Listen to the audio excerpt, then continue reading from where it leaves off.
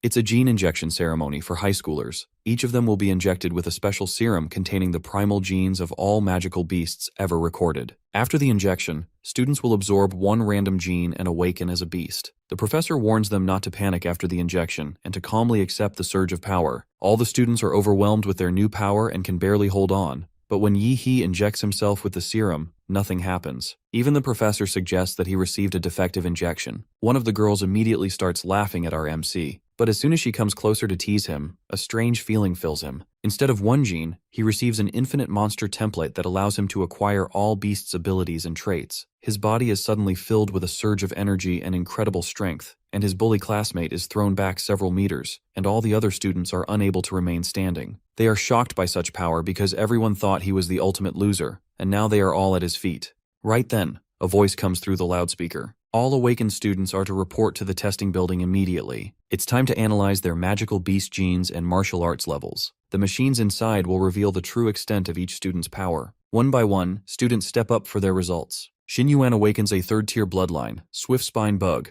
It grants him speed and strength, pushing him to the top of the class. Shu steps forward next and awakens the rare Ice Demon Dragon, a top-tier bloodline. The teachers instantly recognize him as the class favorite and a future champion. Then Miss Liu is called. She awakens a Stage 4 Nether Sparrow bloodline, powerful enough to destroy a city. Only Grandmasters can resist something like that. Meanwhile, Yi-He checks his own awakening details again. He wonders why his beast is labeled with a letter rank while the others are ranked as Stage 3 or Stage 4 types. Something doesn't quite line up. Finally, his name is called. While the student body anticipates something big from our boy, he walks into the testing chamber. Inside the testing chamber, a heavy pressure rolls off Yi-He. The other students feel it immediately and start whispering. They think he's about to break through to the next stage. But when the results load on the machine, confusion spreads. Most of Yi-He's data is hidden, with only the basics visible. His beast bloodline shows up as unknown. His martial level is listed as just Stage 3, martial disciple level. Murmurs ripple through the room. Of course, students start laughing, mocking him for the weak result. Some call him useless, while others scoff at the unknown beast label, saying it proves he's just an average failure after all. Seems like Yi-He has understood what's going on. His system doesn't work like the others.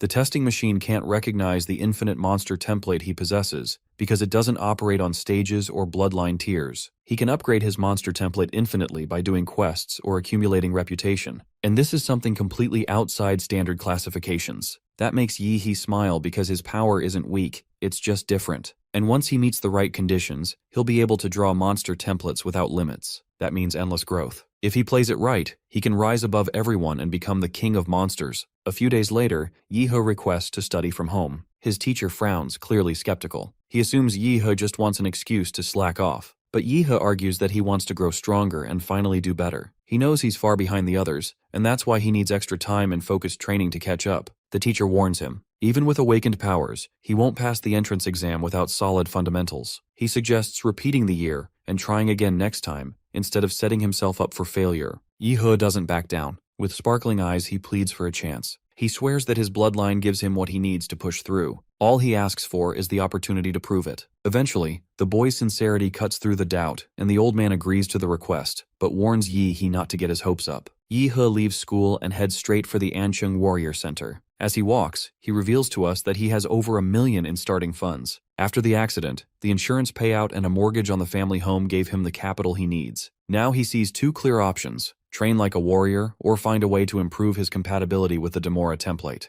That's when something catches his eye. The system shows that Demora has 3 compatibility points, 2 more than the standard template. This detail grabs his attention. He thinks through every possibility and arrives at one conclusion. The gene serum he received earlier must have caused this. Somehow, it boosted his template and granted 2 extra compatibility points. This changes everything. If serums can enhance his template compatibility, then focusing on acquiring serums might be more effective than warrior training. This path is faster, cleaner, and far more suited to someone with an infinite monster template. Fired up by the realization, Yi-He heads into the facility to buy a gene enhancement serum. He scans his student ID card at the entrance and steps inside. As soon as he walks in, something grabs his attention. The room is packed with strong individuals. Each one is surrounded by a dark, heavy aura, an echo of the beasts they've fused with. These are awakened warriors, and Yi-He can feel it. Every single one has already unlocked their bloodline. Ever since awakening the Mad Flame Demora template, he's gained a special ability called the Life Magnetic Field. It's one of Demora's powers, letting him sense living beings and detect the flow of energy within them. Now Yi can clearly feel the heat and pressure rolling off every awakened warrior nearby. His blood boils. Mad flame. Demora is king of beasts, so my guy also possessed this insatiable hunger of defeating everyone in plain sight and conquer the world. Even though Yi knows he's still weak, the instinct runs too deep to ignore. One day he plans to stand above them all, and when that day comes, the world will witness the true power of the king of beasts. Suddenly someone taps him on the shoulder, catching him off guard.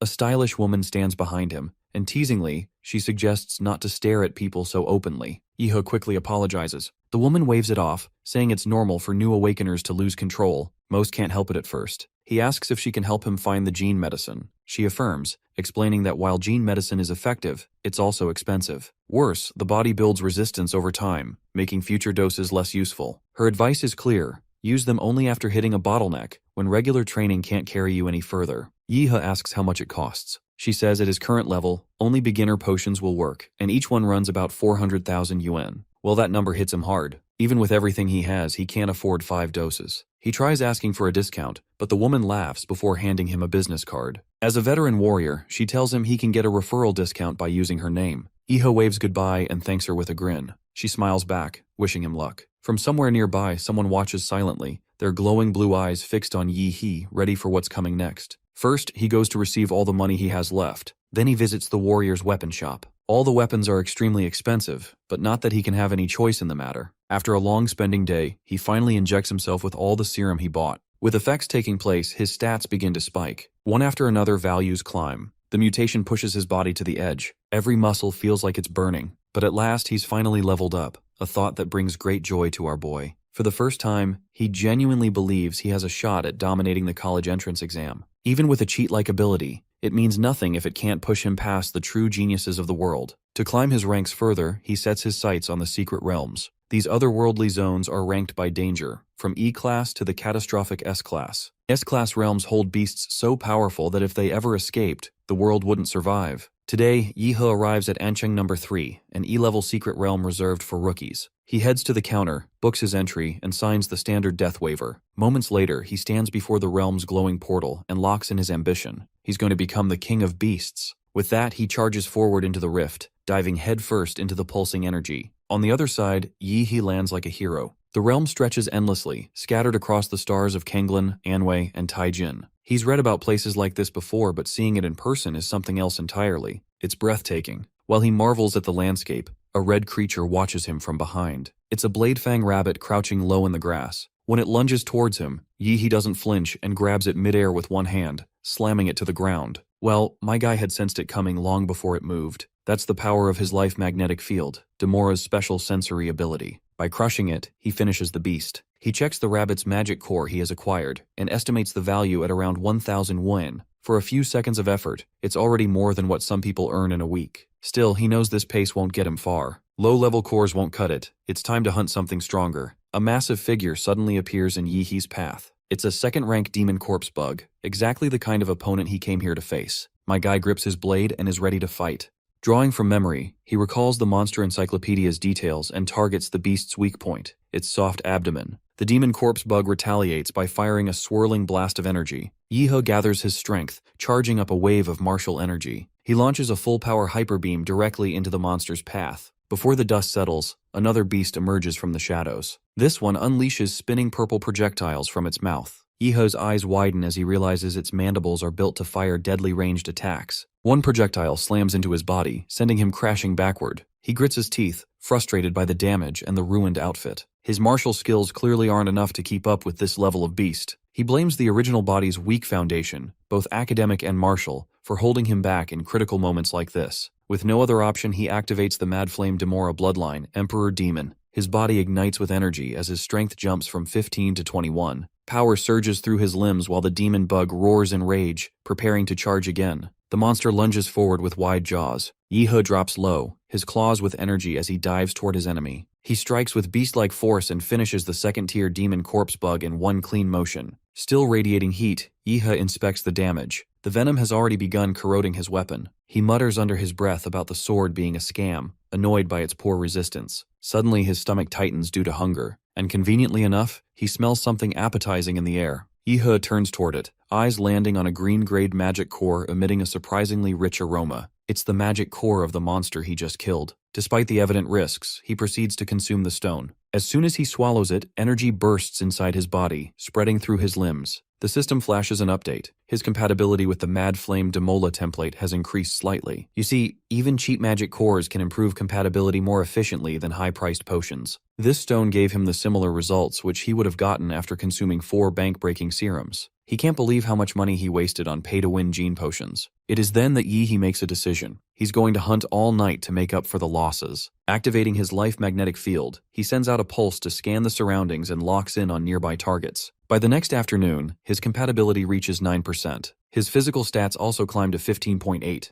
With white-grade cores no longer improving him, he decides to stop consuming them and sell the rest. When he puts over all the stones on the counter, the receptionist is boggled out of her mind. A high schooler turning in this many cores is just insane. Following protocol, Yi-he earns 200,000 credits from the sale. 9 days remain before the college entrance exam. In Ansheng No. 4, a D-class secret realm opens to the public. A small team prepares to enter. Their target is the Blood Jade Flower, tied to a high-paying bounty mission. But they're one person short. Old Chen's recent injury left them without a full squad. One of the guys, Lin-he, assures the group he already contacted an agency, and a replacement martial artist is already there. And that martial artist is Yi-he. Now in disguise, he confirms his fake identity, Dadsla, a level 9 martial disciple. Turns out, he had paid 100,000 credits to an illegal agency for forged credentials so he could join the mission. Naturally, the others react to his name with confusion. Yi-he casually admits it's a copyright-safe version. Lin-he then sizes him up and warns that he better not hold the team back. His level is low, and they don't need any extra risk. Still, he allows him to come along, as long as he observes the mission quietly. My guy is ready to do everything they ask of him.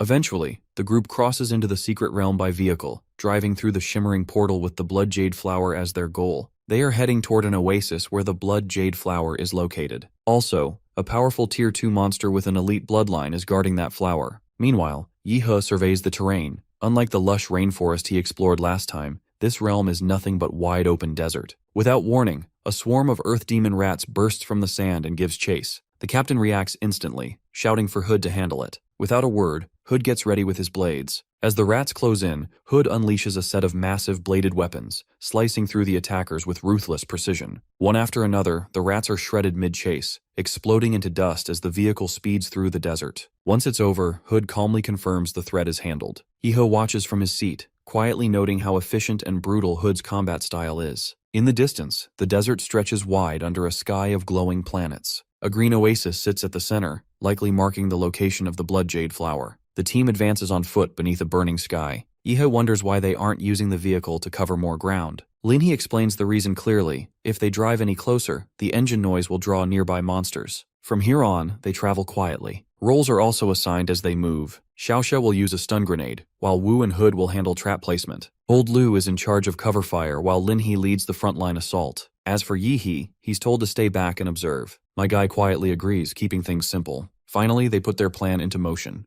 The stun grenade is detonated, releasing a cloud of pheromones that draw monsters in. A roar answers the signal, coming from a powerful Tier 2 Earth dragon that charges out of the smoke. Lin-he launches a sword slash, slamming into the dragon's body. The beast crashes down after losing its head, while the team cheers for Lin-he for the win. With that cleared, he decides to press forward without delay. But suddenly the Earth dragon's claw comes down from above. Before catastrophe happens, my guy leaps into action. He strikes fast, landing a heavy energy punch straight into the beast's body. The impact shakes the ground with explosive force. The others are in just utter awe. To think that a martial novice just forced a Tier 2 monster into ground with a single strike. They all celebrate this victory and praise the champion, while my guy brushes it off like it was nothing. Lin-he holds up the dragon's core, confirming the victory. The team gathers around, discussing the red soul essence harvested from the beast. Its power and value leave them in awe. The captain is grateful that they defeated the Earth Dragon and secured its blood. Before anyone can respond, a sharp blade pierces through the captain's back. It's Hood who betrayed them. The team freezes in disbelief, while Lin-he turns with pain in his eyes and draws his sword, demanding to know why Hood turned on them. It is then that a massive figure steps forward. He's bald, wearing a skull belt and thick fur collar. It doesn't take Yi-he's teammates to realize that he is Huopeng. He is the dungeon thief who robs martial artists of their hard-earned spoils. Suddenly, Lin-he begins to stumble because the blade he got stabbed is laced with poison. He growls through clenched teeth, asking how even the bald head knew the location of the secret dungeon.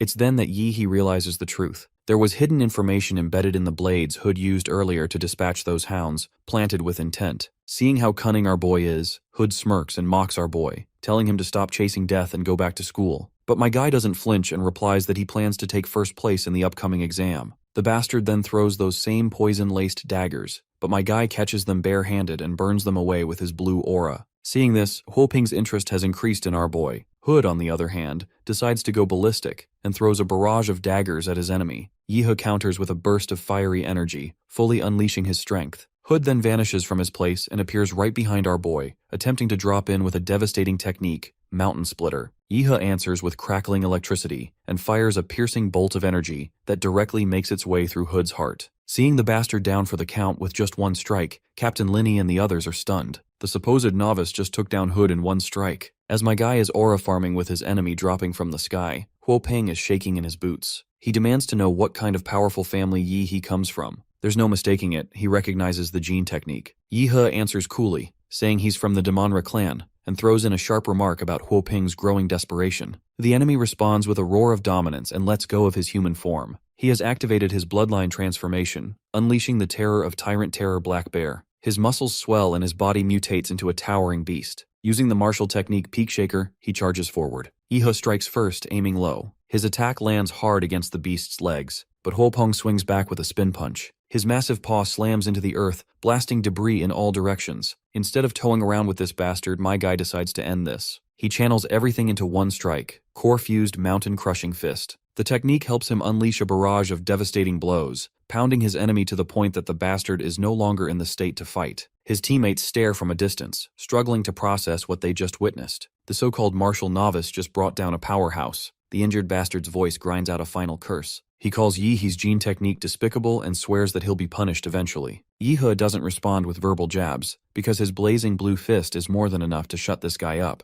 The scene then cuts to Central Stadium of An City, where a massive martial arts tournament kicks off. Cheers rise from every corner as flags wave and lights flash. This year's entrance exam follows a knockout format. Students are paired up, and only those who win 3 consecutive matches in the audition rounds will qualify for the finals. At the top of that bracket waits the title of highest scorer. From the broadcast booth, the announcer hypes the crowd, reminding everyone that these students represent the future of humanity's survival. Every punch they throw carries more than just personal ambition. The higher-level entrance exams begin in full force as combat erupts across the stadium. In Arena 1, battle energy collides with precision strikes as students fight with everything they've got. In Arena 4, another fierce duel is already underway, with no signs of slowing down. The attention then shifts to Arena 6. There, only one participant stands on the platform. Her name is Huang, waits for her opponent. The commentator updates the audience, explaining that while Huang has arrived, her opponent, Yehe from Ancheng Middle School, is still missing. With no sign of him, the match may end in a forfeit. Meanwhile, the woman looks fired after recalling the humiliation she endured in the past. She has trained hard for this moment, hoping to claim revenge with the help of her fierce fire lizard.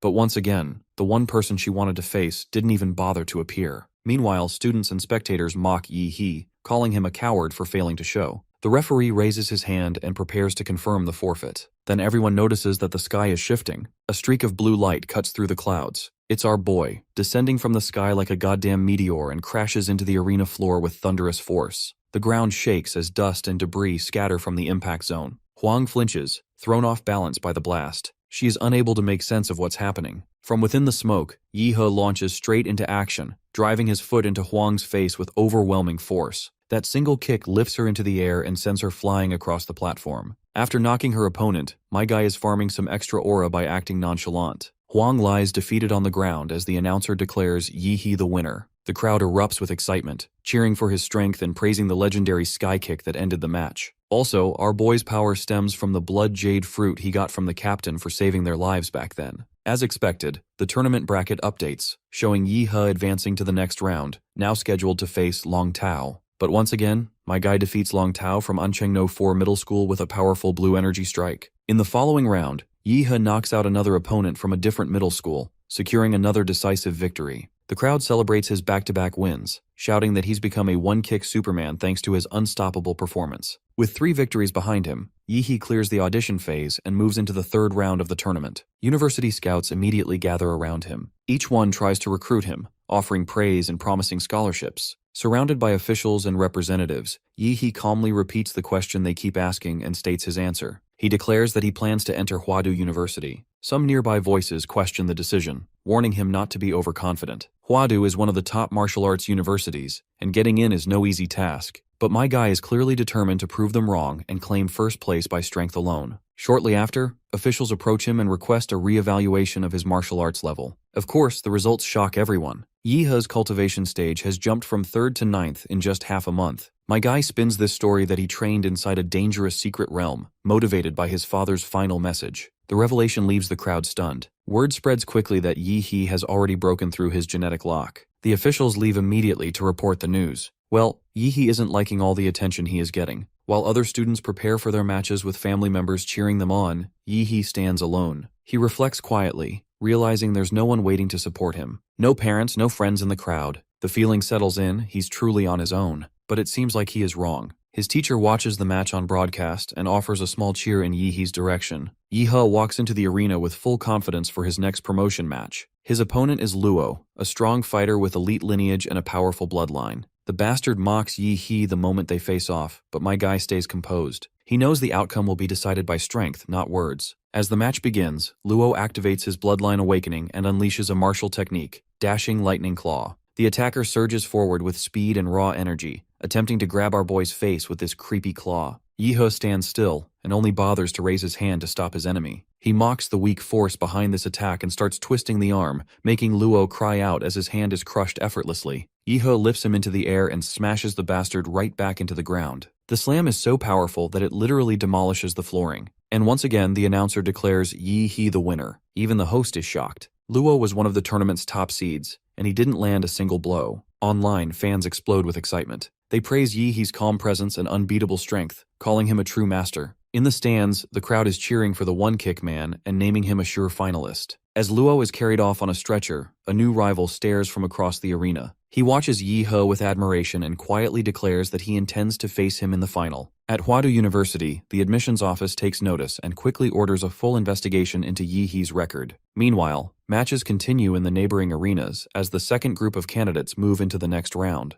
Xiaoling, known as the Queen of Anqing Second Senior High, steps into the arena with the spotlight on her. Across from her stands Liu Qingju, the quiet and graceful figure known as the Unattainable Flower. Their rivalry is well known, and the crowd leans in as the match prepares to begin. The referee blows the whistle. Xiaoling charges forward immediately, throwing out a taunt as she closes the distance. Liu Qing doesn't respond. Instead, she activates a powerful secret martial art. A wave of massive energy is unleashed from her palm, blasting straight at her opponent. The impact lifts Xiaoling off her feet and sends her flying through the air. But she quickly recovers and counters with her own skill, known as Howling Gale Step. Liu drops her stance and shifts subtly. She creates a swirling field of energy, catching her opponent's hand in the air current trap. To finish off Xiaoling, she releases a strike from her powerful primordial chaos finger technique. Seeing this, the announcer reacts with shock, announcing that Liu Qing has mastered a high-level martial skill, something few students ever achieve. Xiaoling responds immediately, activating her awakening transformation. The Shadowclaw Tiger King surges out from her bloodline. With the help of it, she manages to put distance between her opponent. Now that she has revealed hers, she demands to see Liu Qing's true bloodline too, Nether Phoenix. But Liu Qing doesn't flinch, stating that she can easily defeat her without tapping into her Nether Phoenix potential. Of course, the Tiger Girl feels mocked. Her fury rises as she unleashes her full power. Liu Qing answers in kind, activating the Liu family's secret art. The clash begins. Xiaoling attacks with the fierce tiger's crippling kick, driving her full strength into a single strike. Liu Qing responds with a glowing surge of energy from her primordial chaos jade finger. The two techniques crash into each other. Energy cracks through the air as their powers collide. No one in the stands can tell who has the upper hand. As the chaos begins to settle, Xiaoling stands alone in the dust, seemingly victorious. But something feels wrong. A sudden wave of pressure hits her. Before she can react, her legs give out and she collapses from exhaustion. At the same time, Liu Qing remains on her feet. The referee steps in and announces the results, and Liu Qing is declared the winner. Online viewers erupt in disbelief as news spreads. Liu Qing has awakened a rare 4th-tier Nether Phoenix bloodline. With the battles narrowing, the tournament prepares for the top 8 advancement draw ceremony. Yihe steps forward to draw his placement and pulls slot A for the next round. His opponent is revealed moments later, Shen from Qingfeng Private High, who also draws into Group A. Since they will be battling in the second round, Shen suggests they stay to watch the first fight. In the arena, Luo is on the ground, seemingly overwhelmed by his enemy. His energy control is sharp, precise, and built for high-tier combat. Yihe watches closely, realizing the mysterious victor is actually his schoolmate, Chuzhou. The Qingfeng principal fumes as the school's representative falls in the very first top 8 match. Yihe turns to Shen and asks how he compares to Luo. Shen answers with confidence, saying he's the president of the martial arts club and that even 2 of his teammates together couldn't beat him. He admits our boy is the only real threat in this year's entrance exam for him. He describes Yihe as a dormant volcano, hiding a terrifying beast beneath the surface. With no time left to talk, Shen signals that it's their turn. The second match of the top 8 advancement tournament begins. Yihe steps onto the battlefield opposite Shen. The announcer declares the start of the round. Immediately, the two clash, their powers surging with equal force. Spectators fall silent, watching the explosive back and forth. My guy isn't going slow, he has managed to make this bastard's nose bleed. Shen then also decides to get serious, and surrounds himself with a solid martial energy shield. Yihe keeps his focus, recognizing Shen's power and preparing for what comes next. His opponent finally makes his move, activating his clan's dragon martial art and summons a blazing beast. The creature roars forward as Shen launches a devastating attack. There is not even time for our boy to even react, and ends up getting struck mid-air by a powerful blow. He coughs up blood as the force pushes him back. The impact also shakes the entire arena. That bastard then grabs Yihe again and begins his relentless assault on the poor guy. After this brutal assault at our boy, the bastard is enjoying himself thoroughly. Emergency medics begin rushing toward the stage, bracing for the worst after Shen's relentless assault. But then, the air changes, and something stirs deep inside the battlefield. A massive wave of blue energy bursts outward from Yihe, shaking the arena to its core. My guy has almost transformed into his monster template, covered in lightning and scales. His bloodline transformation is complete. The commentator is boggled out of his mind, because a full beast transformation in a high school student is almost unheard of. The transformed fighter steps forward with his heavy presence, power. Meanwhile, an elder examiner watches the field closely and notices something else. Yihe's core energy is skyrocketing. A defensive barrier activates instantly, triggered to contain the explosion of core radiation coming off his body. The spectators are having the time of their lives watching this all happen. Yihe's bloodline awakening is like nothing they've seen before. My guy smirks in his awakened beast form, fully aware that no one on this planet understands what he's become. Across the arena, Shen starts bleeding again. The pressure from Yihe's energy is too much, and his body can no longer contain it. In response, he also transforms. His beast form erupts into view, glowing with golden energy that scorches the air around him. Both begin charging their ultimate martial arts techniques. My guy strikes first, and obliterates his opponent's hand in the blast. It's clear who is the winner here, and our boy wants his opponent to realize this already. Shen starts to sense that Yihe's strength has gone beyond control after his awakening. My guy doesn't waste any time and dives in once again, throwing a rapid barrage of strikes, hammering into Shen without pause.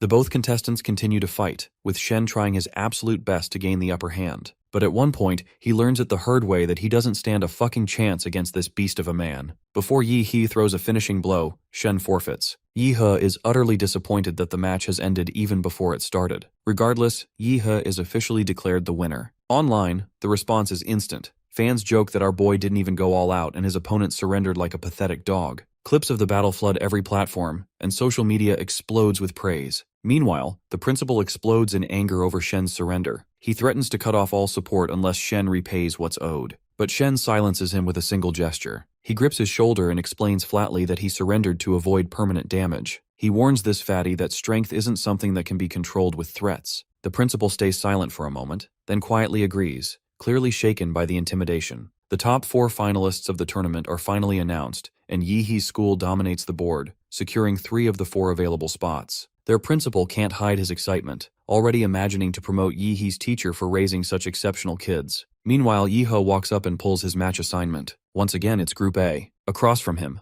a powerful girl steps forward and draws the same. With that, the semi-final match is confirmed. Yihe versus Liu Qing. Excitement erupts through the arena, with fans chanting for what's expected to be the most intense battle yet. Liu Qing possessed divine phoenix powers. With ease, she had previously crushed a top-tier bloodline user, which clearly explains that her power is overwhelming. Fans also revere Yihe's Thunder Beast powers. In the semi-final venue, once the both contents step forward, the referee signals the match to begin. My guy takes the initiative to start the show. Seeing his display of power, Liu Qing stays calm and composed. The only thing she's hoping for is that he's strong enough to push her limits. The commentator can't see Jack due to the swirling dust, struggling to describe what's happening. Let's cut to our boy's inner monologues. He quickly realizes she's not just powerful, her battle instincts and intelligence are far beyond most opponents he's faced. Understanding the risk of dragging the fight out, he acts first. His body ignites with blazing energy as he charges directly at her, launching a full-force attack. Liu Qing surrounds herself with energy, preparing to counter as Yi He closes in.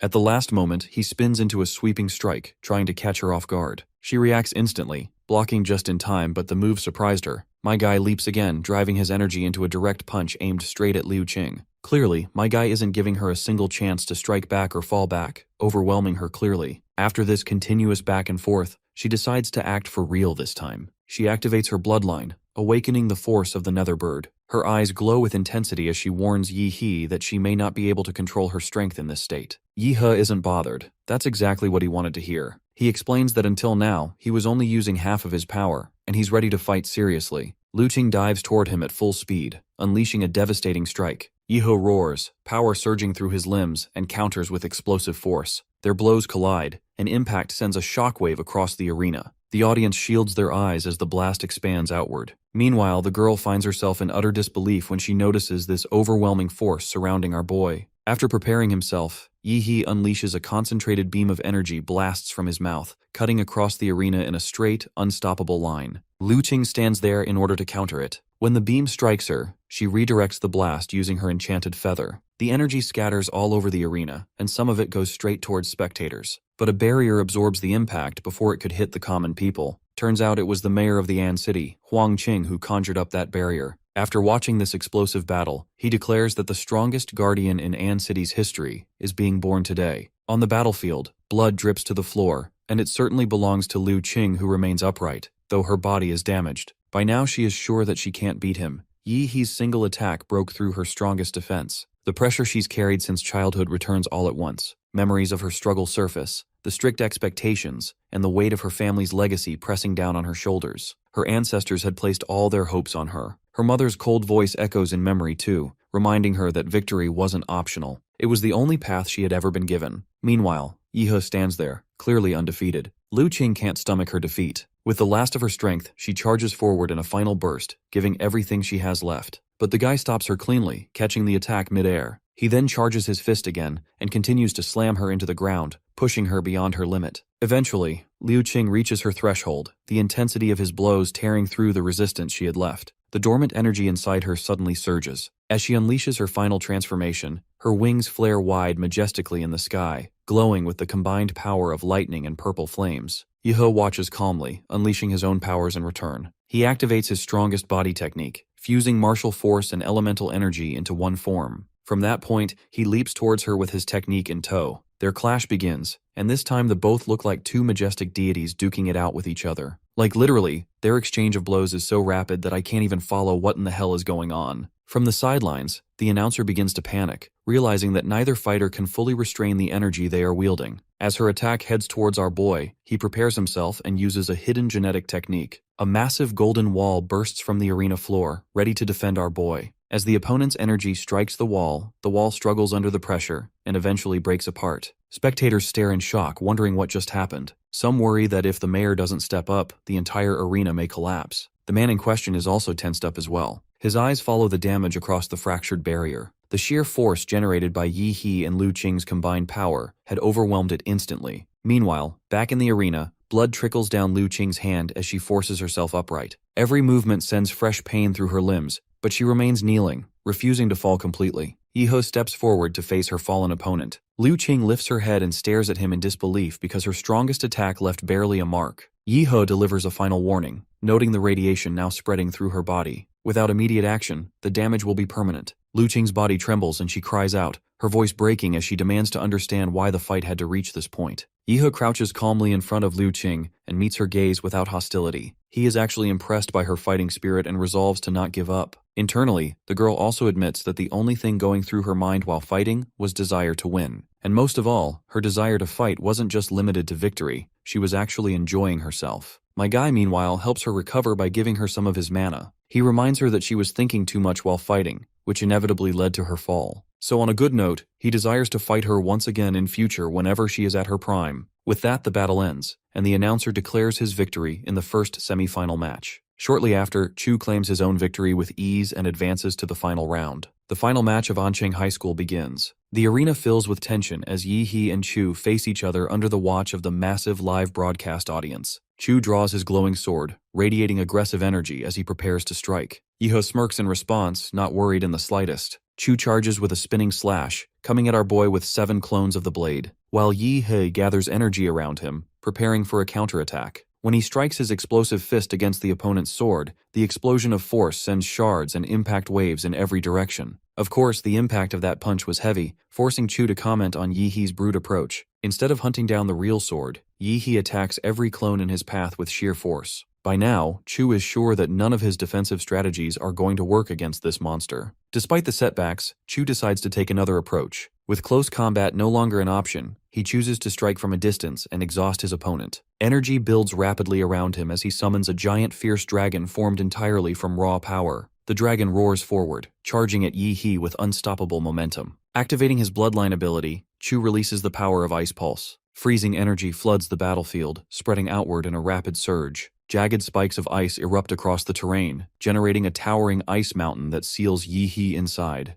Meanwhile, a faint sweat forms on Chu's face because the intensity of his power is taking a toll on his body. Moments later, the ice begins to melt. From deep within, a burst of golden and blue light explodes outward. A shockwave ripples through the stage as Yi He breaks free, tearing the mountain apart with overwhelming force. With the first attempt failed, Chu braces himself and prepares to launch another ice-based technique, targeting a massive crystal structure right at our boy. Before he can even land a blow, my guy renders the attack utterly useless. Still catching his breath, Chu asks how much chance he has to win this match. Yi He responds with a calm smile and dismisses the odds as barely higher than that of a stray cat. Just like any sane person, Chu raises his hand without another word and surrenders. The final result is called. Yi He is announced as the winner of the Ancheng High School final battle. Cheers erupt across the stadium as Yi He supporters celebrate his victory. Standing tall at the center of the stage, he absorbs the energy of the crowd. His name echoes from every corner of the arena. Screens around the city flash his face, broadcasting the win live as his popularity skyrockets. People begin calling him the strongest champion in Ancheng's history. The host steps forward and makes it official, declaring Yi He the tournament champion. After 3 full days of intense battles, the title is his. During the closing ceremony, a reporter approaches and asks about his rise from the bottom. Yi He responds by thanking his teacher for offering support during the most difficult moments. From the edge of the stage, the principal also calls out to him to show his appreciation. He announces a scholarship offer, $2 million as recognition for Yi He's achievement. Of course, Yi He accepts immediately, expressing gratitude toward the school and the principal. With pride, he also credits himself for the relentless work that made this victory possible. Soon after, a new alert flashes across his system interface. Yi He has unlocked a hidden system reward for claiming the tournament title. Later, he walks down the quiet stadium corridor, but the moment he steps outside, a crowd explodes around him. Reporters, students, and camera crews rush in from every direction, overwhelming the hallway with lights and questions. Several students push forward, holding up suggestive images and asking bizarre, inappropriate questions. Caught off guard and unable to respond, Yi He bolts through the doors, shouting that he doesn't have time for any of it. He slips into the basketball gym, finally shaking the crowd. Breathing easier, he is excited after learning that he can earn other template abilities as well, meaning he is not limited to using just one template. Before he can mull over it any further, a man steps out of the shadows and congratulates him on winning the tournament. At first, Yi He assumes it's another reporter, but the man quickly clarifies that he isn't from the media. He introduces himself as someone connected to Huadu University, here to discuss a matter related to genetic locking. Of course, my guy gets a little alarmed after hearing this term. After all, he gained all his power through monster templates and had never used any system related to genetic locking. The man then asks if this term was something Yi He learned from his father, who was just a regular taxi driver. Yi He confirms it, but the man pulls out confidential documents and says the information doesn't match his father's background. There's more to this story, something hidden deeper. He hands Yi He an envelope and says it's related to his unique case. Yi He opens it and freezes on the spot after seeing the contents. Inside is an image of a divine-like being named Prometheus. The documents reveal a connection to a top-secret national biotechnology project, one that has never been disclosed to the public. It looks like Yi He finally understood what this guy's deal is. As far as he has understood, these guys think that his father was a scientist working on this Prometheus project, and Yi He himself is the result of that project. The man confirms this assumption by informing him that he has been identified as a high-level national subject. According to the report, he is now recognized at the national level and will be protected under full state authority. Furthermore, the state has no intention of causing harm. Instead, Yi He is entitled to know the truth about himself and his classification. Of course, my guy plays along and responds accordingly. For him, fame always brings trouble, so he would rather be left alone. Once the guy is gone, Yi He returns back to the task at hand. With his official acceptance into Huadu University confirmed, he is celebrating the substantial scholarship and prize money he received. Most importantly, he is excited to draw the template ability he has been awarded for clearing the exam. Waiting no longer, he activates the system's template draw function. A glowing portal-like structure materializes before him, radiating with powerful light. As energy gathers around the vortex, a massive godlike mechanical being emerges. The system identifies it as an D-rank template, supergiant humanoid. This thing is 60 meters tall and has a 1% fusion rate. The reveal leaves Yi He stunned. He immediately begins calculating the potential. If the supergiant humanoid could be fused with the Demora template, the result would be devastating. A visual forms through the system, an imagined fusion of both monstrous powers, towering and violent, radiating near limitless energy. Elsewhere, a mysterious big shot cancels all of his scheduled appointments. He simply states that private matters must be addressed. The guy this big shot is talking to is an investigator in a hazmat suit, reporting that no body was found among the ruins. However, remnants were recovered near the last signal location. Testing reveals signs of nuclear radiation and traces of a massive energy explosion. It looks like this masked dude is investigating our boy. The big shot doesn't want his supposed brother to put himself in danger. After all, their mother's last wish was that the big shot protect his sibling at all costs. He reviews footage of Yi He's victory at the Ancheng tournament,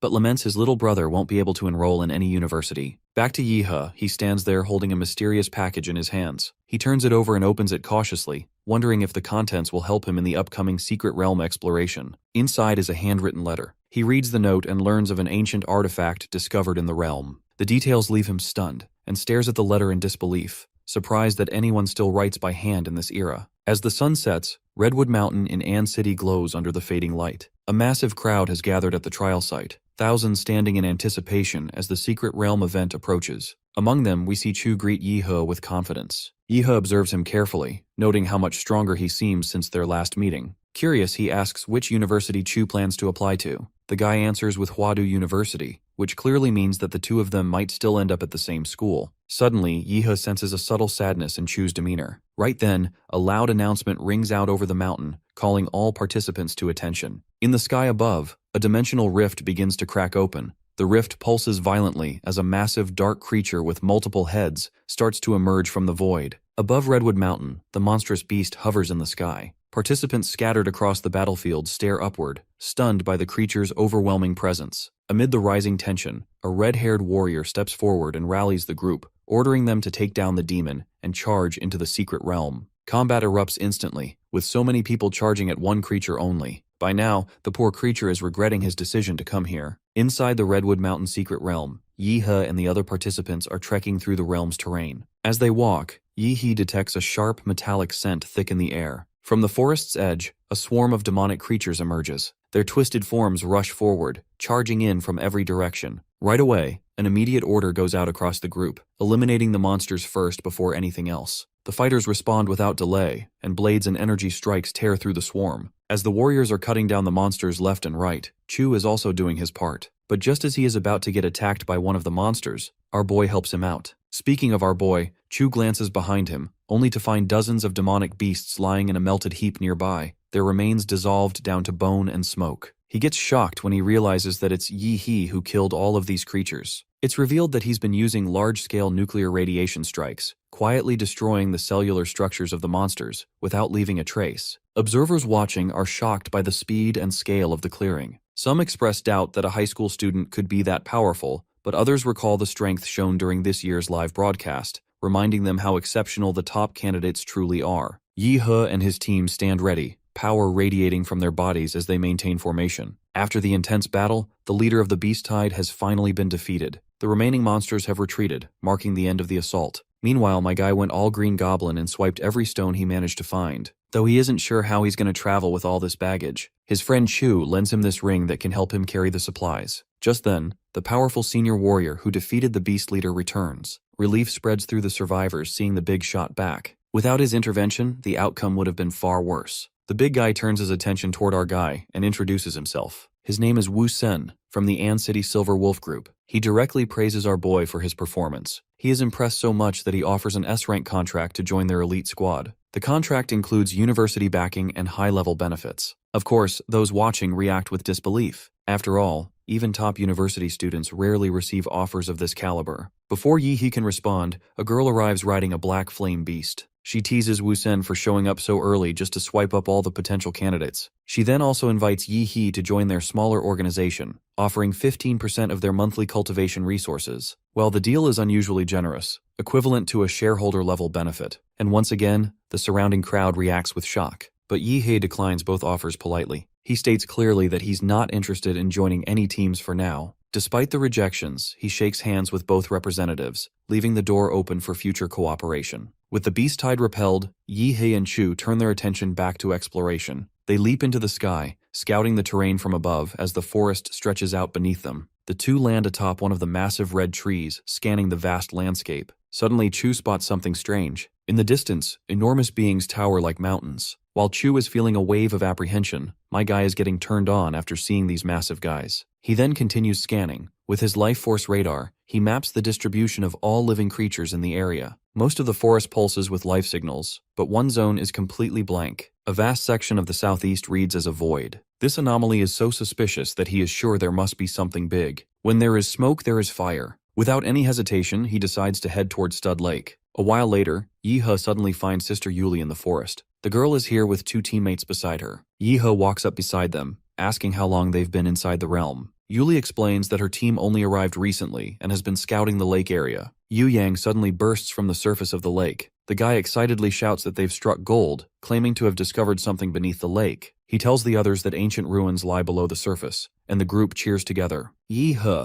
surprised by the energy in his voice, questions what kind of ruins would cause such a reaction. Chu explains that inside secret realms, structures left behind by lost civilizations are known as ruins. These places often conceal powerful knowledge, techniques, or ancient artifacts. Chu further adds that many of the foundational principles behind modern martial arts and technology are believed to have originated from such discoveries. Suddenly, Yu Yang goes on high alert when he notices our duo, and he is certainly not looking pleased. But Yuli tries to calm her teammate down, explaining that our duo had ranked first and second in the last city trials. Their strength is well above average, and suggests letting them join the team. Yu Yang eyes them carefully, then demands to know how the spoils from the ruins will be divided. Yi He suggests that rewards be distributed based on individual contributions. The more you contribute, the higher your share gets. Reluctantly, Yu Yang agrees to the temporary alliance, but leaves a warning not to step out of line. With the plan set, they dive into the water. Together they swim toward the ruins, entering a glowing cave lit by crystal formations hanging from the ceiling like icicles. The glow reflects across the cave walls, casting light across the team's path. They examine the chamber ahead and notes that the deeper section of the cave lies beyond a narrow corridor. Suddenly, Yu Yang realizes that their teammate Li is missing, who was supposed to be guarding the entrance. Another teammate guesses that Li may have gone ahead alone in search of treasure. Yu Yang shouts for Li, but no answer comes back. As the group inches forward,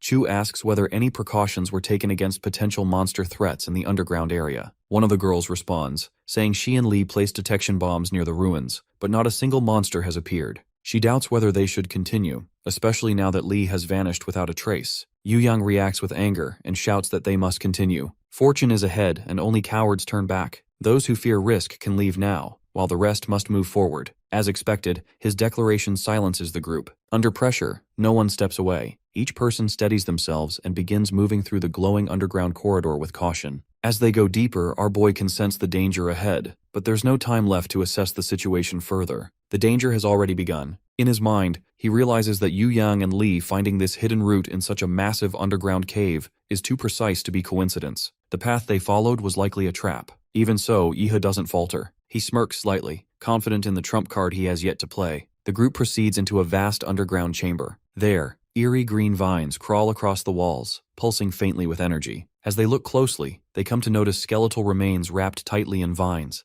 evidence of a massacre that occurred here. Above there, they also see the remains of Li's body, which has been dissolved into nothing more than a skeleton. The group is shocked out of their minds, so much so that Yu Yang drops to his knees. Not only the relic they came to find is missing, but Li also lost his life. But right then, something starts affecting his body. The same force that took Li is now consuming him. He tries to warn the others to run. Before he can say anything further, green vines explode out from his skull in a bloody fashion. He's killed immediately, his body yanked upward and impaled by the same demonic vines. My guy steps forward and blasts the body into smithereens before shit escalates further. Turns out, the demon beast is more intelligent than expected. It captured 2 warriors and used Yu Yang to make a perfect bait in order to draw more prey. It's already too late to realize this, since they've walked straight into the trap. The cave shakes as massive vines slam down, sealing the entrance tunnel behind them. The beast doesn't want them to escape. Chu then decides to enlighten this clueless lady. Based on everything they've seen, the enemy is a second-stage demon beast, known as a ghost vine demon. Its power and cunning place it far beyond normal threats.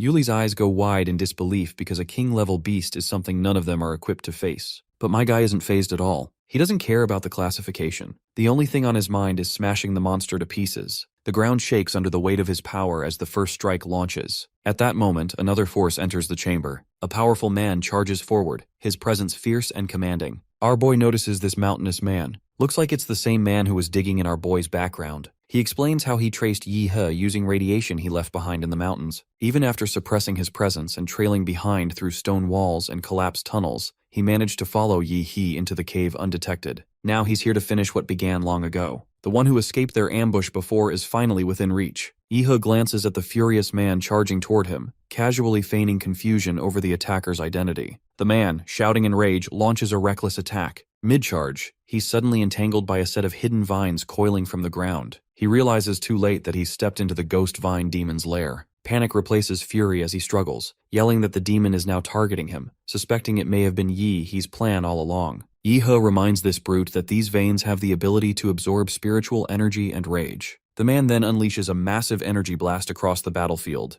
Yuli surveys the battle and spots cracks spreading across the cavern walls due to the high pressure. The structure is beginning to collapse under the weight of their combined power. She yells for the others to clear out before the entire cave falls. Yi He focuses his energy and fires a spiraling blast upward into the ceiling. The explosion tears through the rock, sending debris raining down. Amid the chaos, Yi He instructs Yuli and the others to escape while he holds the monster back. The fiery attacker roars in response, determined to stop him. Just as the enemy charges, a sudden burst of ice energy cuts across the battlefield. It's our homeboy Chu stepping forward, holding his sword firm and blocking the enemy's path. The attacker scoffs and mocks the defense, reminding them that he holds the rank of 8th stage martial artist. But my guy doesn't give a damn to these fancy titles. With his fist charged with lightning, he delivers a sudden strike. A fierce blow lands, a technique known as atomic explosive fist. The explosion spreads in a flash of blue light, rattling the terrain. After the hit, Yi He turns to Chu and instructs him to fall back, acknowledging the difference in rank. The opponent is powerful, and Yi He intends to take him on alone. He steps forward, telling the others to leave the rest to him. A while later, everyone except our boy finally gets out of the lake, and Chu also gets out. Just as he is worrying about his partner, a massive eruption of blue energy bursts from the lake, and out pops a massive mutant creature from the blast. Is it an Attack on Titan reference? Whatever it is, I don't care, but what I know is that bastard who was all full of himself has been cooked through and through. A while later, Yi He reappears in his human form. He leaps from the lake just as his teammates rush toward him. After taking a seat on the ground, he reveals that the dude who barged in was laced with a plasma bomb. Both that guy and the vein monster died in the aftermath of the explosion.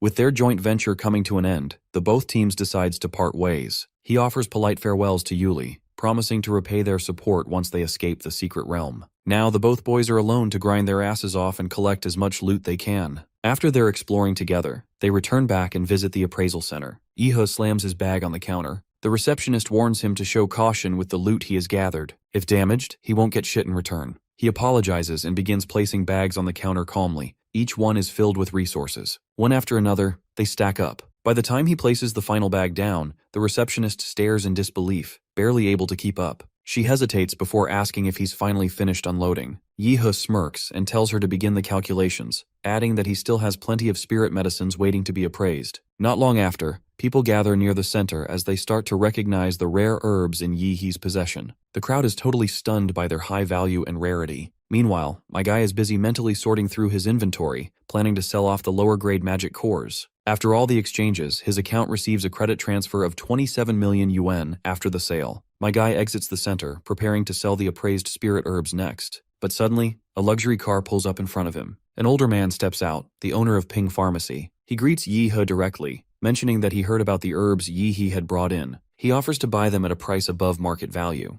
Yi He quickly realizes that someone from the appraisal center leaked the information, but he doesn't mind selling. The buyers came to him on their own, and the price is just right. After the transaction, the luxury car drives away, while the man reminds him to reach out again the next time he has more spirit herbs. He checks his phone and sees that his bank account has received another deposit of huge cash. With the money in hand, he begins planning his next steps. Standard supplements and low-tier herbs from the market have done little to improve his cultivation. If he wants to grow stronger, the next investment needs to be in power. The resources required for significant breakthroughs remain out of reach. But another option comes to mind, one that doesn't rely on wealth. He decides to pursue martial arts training. With that goal in mind, he sets off immediately. At Ancheng No 1 Middle School, the doors of the principal's office open. Inside, a warm drink is served, setting the tone for a respectful and formal conversation. The principal greets Yi He kindly and expresses mild surprise at his visit. Yi He presents a small package from Ping Pharmacy, clarifying that it's not a bribe, just a simple token of gratitude. With the principal humbled with the money, he explains his request clearly. Since he hasn't entered university yet, he can't ask for help from his clan. He's hoping the school can assist in finding him a strong martial arts teacher. The principal suggests waiting until university begins, where proper training resources will be easier to access. But Yi He insists. He's ready to grow stronger now and doesn't want to delay. The principal studies him for a moment, then agrees to make an exception. Recognizing Yi He's drive, he decides to help and promises to make the necessary arrangements. The next afternoon, Yi He wipes sweat from his forehead after a training session.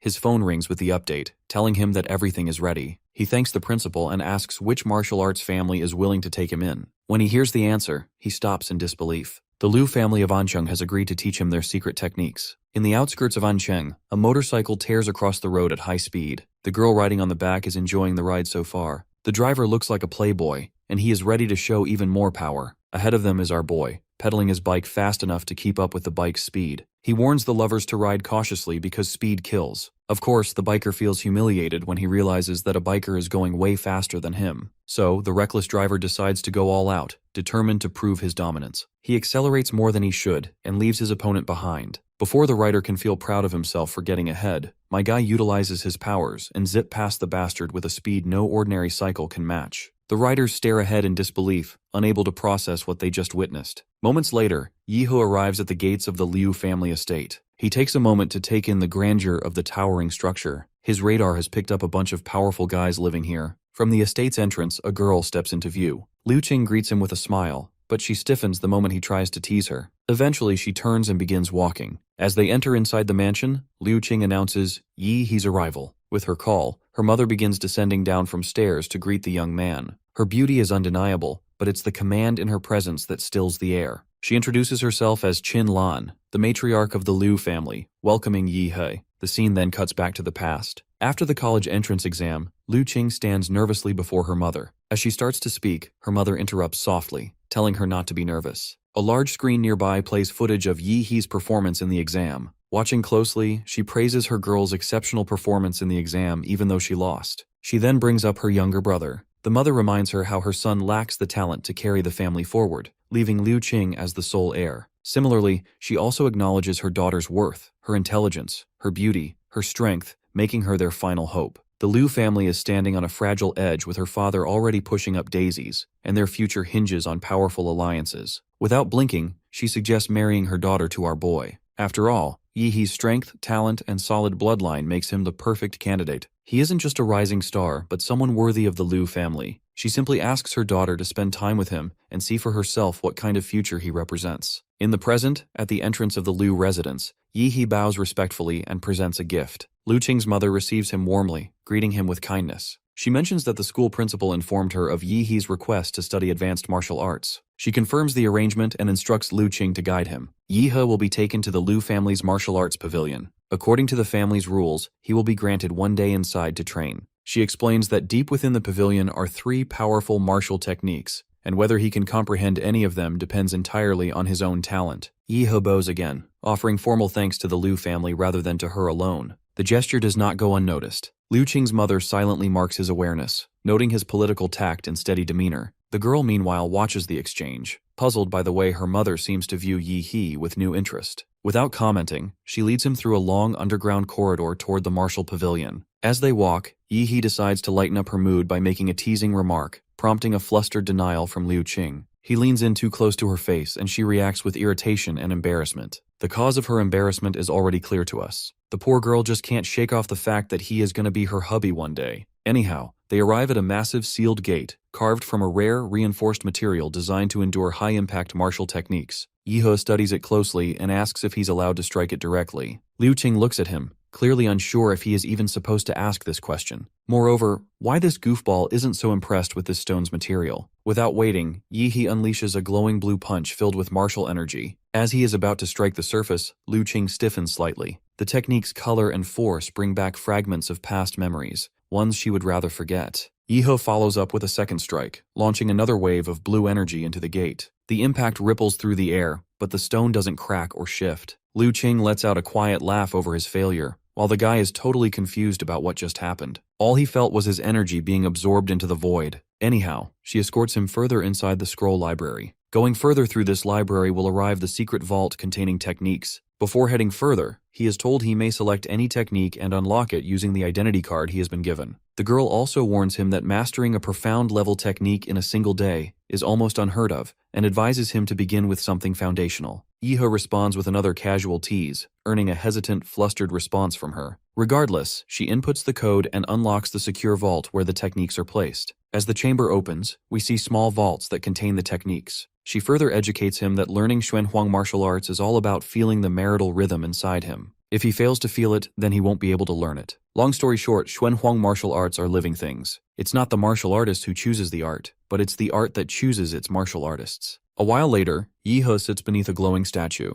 All he is supposed to do is soak in this light pouring out of this statue. To get context, we cut a little back in time where the girl educates him that the Xuanhuang martial arts are not passed down through scrolls. Their transmission is tied to statues. Sculptures, tools, vessels, any object capable of carrying the imprint of martial rhyme can store and preserve a technique. Legacy is not written but forged into matter. Liu Qing explains that only a true master possesses the ability to forge martial intent into a physical medium, transforming it into a lasting vessel of transmission. So what happens next depends entirely on him. Back to Boy, he stands there for a moment, then lies down flat on the floor. Liu Qing observes from the monitor, looking totally unimpressed due to his shenanigans. Inside the chamber, our boy realizes that this martial rhyme is some kind of spiritual world, and being currently inside, he doesn't possess his powers. Even the system notes that he has entered a spiritual world. The statue behind him comes to life, and reminds his guest that only those with true strength and will can master martial power. It demands proof, strength, resolve, and the courage to walk the martial path. To prove himself, the old man tasks Yihe with guard duty where he is supposed to safeguard this temple from the hundreds of ghosts who will roam this place nighttime.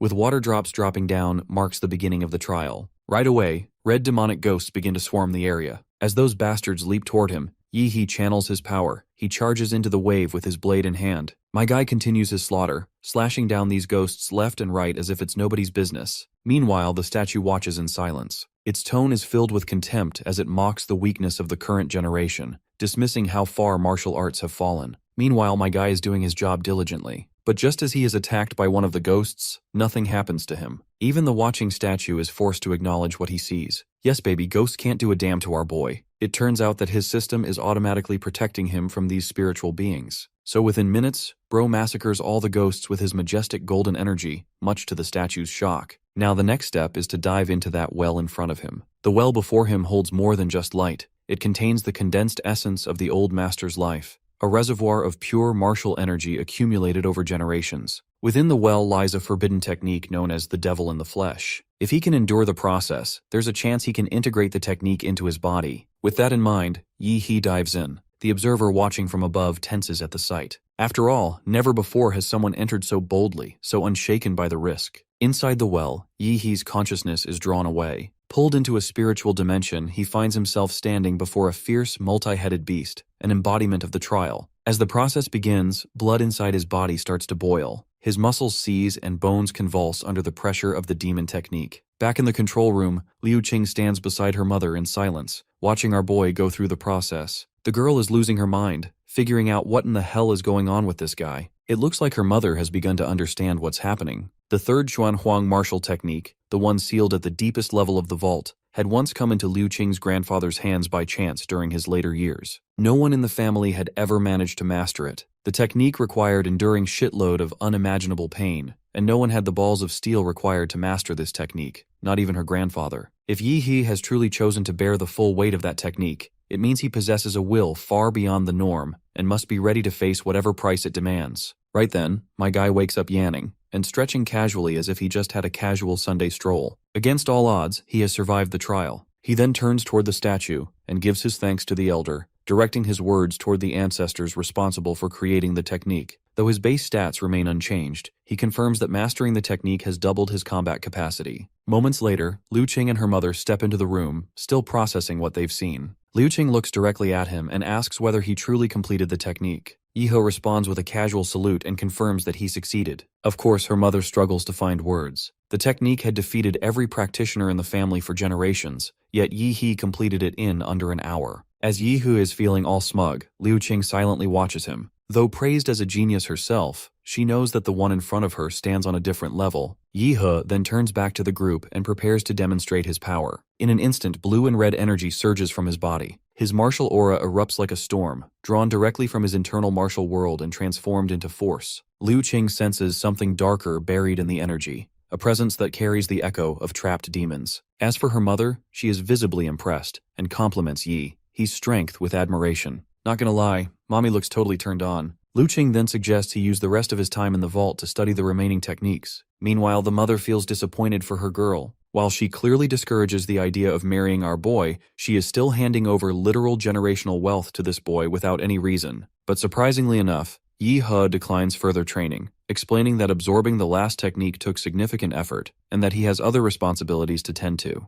Liu Qing's mother accepts his answer and instructs her daughter to escort him home. Before they leave, she casually brings up a rumor about our boy arriving on a bicycle earlier that day. So, she offers to open her garage from where he can pick any top-tier vehicle he may like. Remembering that couple on that cool Hayabusa, Yi He also decides to grab a heavy bike for himself too. We then cut to that Hayabusa walking down the road on foot after losing his bike in an accident. Turns out, he is that pathetic brother of Liu Qing her mother had mentioned. Suddenly, a high-end motorcycle blazes past the estate entrance, kicking up a trail of dust behind it. Of course, it's our boy. That young man outside freezes mid-step, realizing with shock that it's the same person who was racing on his bicycle. Back at our boy's residence, Yi He prepares a strange and unconventional meal. On the table sits a bowl filled with glowing spirit crystals, arranged with sauce and chopsticks as if it were an ordinary dish. He lifts a glowing blue shard and eats it first, treating it as casually as any other bite. As soon as he consumes the stone, his physical stats rise up, but it's not enough. He chooses to allocate all available points into the giant transformation template, aiming for maximum impact. Moving forward, he lifts a golden demon core to consume it, and as soon as he does, energy explodes out of him. His system gives him an option of mutating his Daimora template. He is prompted to choose whether to proceed. Of course, he hesitates for a moment and weighs his options. After having made his mind, he strikes the confirmation key in an hope that he is going to strike something good. Once the procedure is done, he manages to unlock another monster template, known as Star Universe Demora. Once the Savage Trace Demora reaches 100% synchronization,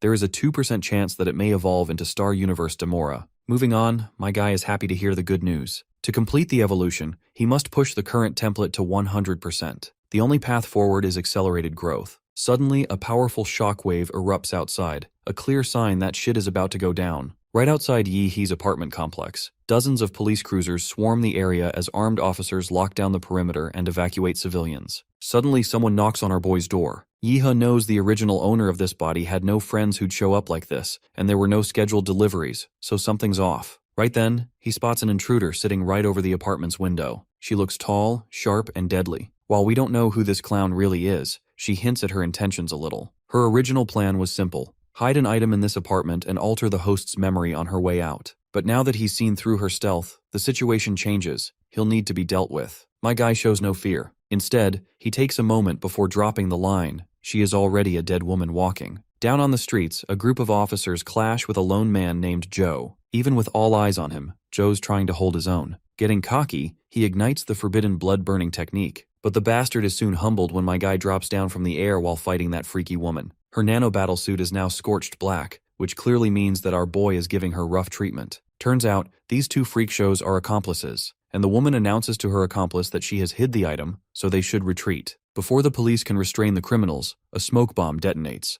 Thick white fog floods the street, and by the time the fog lifts, the targets are gone, vanished into the sewer system without a trace. Just when these two think that they have finally managed to shake off the threat, my guy arrives there. Iho wants to know why the lady who broke into his house still hasn't offered an explanation. Joe shouts at our boy demanding to know how he managed to track them when even the elite forces couldn't. But Yi-hee doesn't owe them an answer. In reality, our boy was able to sense the nuclear traditions the woman is exuding. When it's time to strike, he doesn't talk. Without further ado, he rockets forward like a missile. His fist is already in front of Joe. Once the punch connects, the energy rips through the bastard, slamming him into the concrete wall behind him, cracking it on impact as dust bursts out in every direction. That woman, known as Yimei, loses her breath after witnessing this horrific scene. Seeing Joe tossed like that hits differently. To her, that shouldn't even be possible, and whoever trained this kid isn't normal. Yi-he bothers to clarify that he is the disciple of Emperor Guangla. Turns out, the woman has never heard that name before. That is when that knocked out guy decides to get serious, and transforms into this grotesque, otherworldly alien. Boasting a dignified title of 6th-tier martial artists, this dude is a force to be reckoned with. Seeing a powerful opponent really puts a smile on our boy's face. Meanwhile, that big booba woman tries to surprise our boy from behind,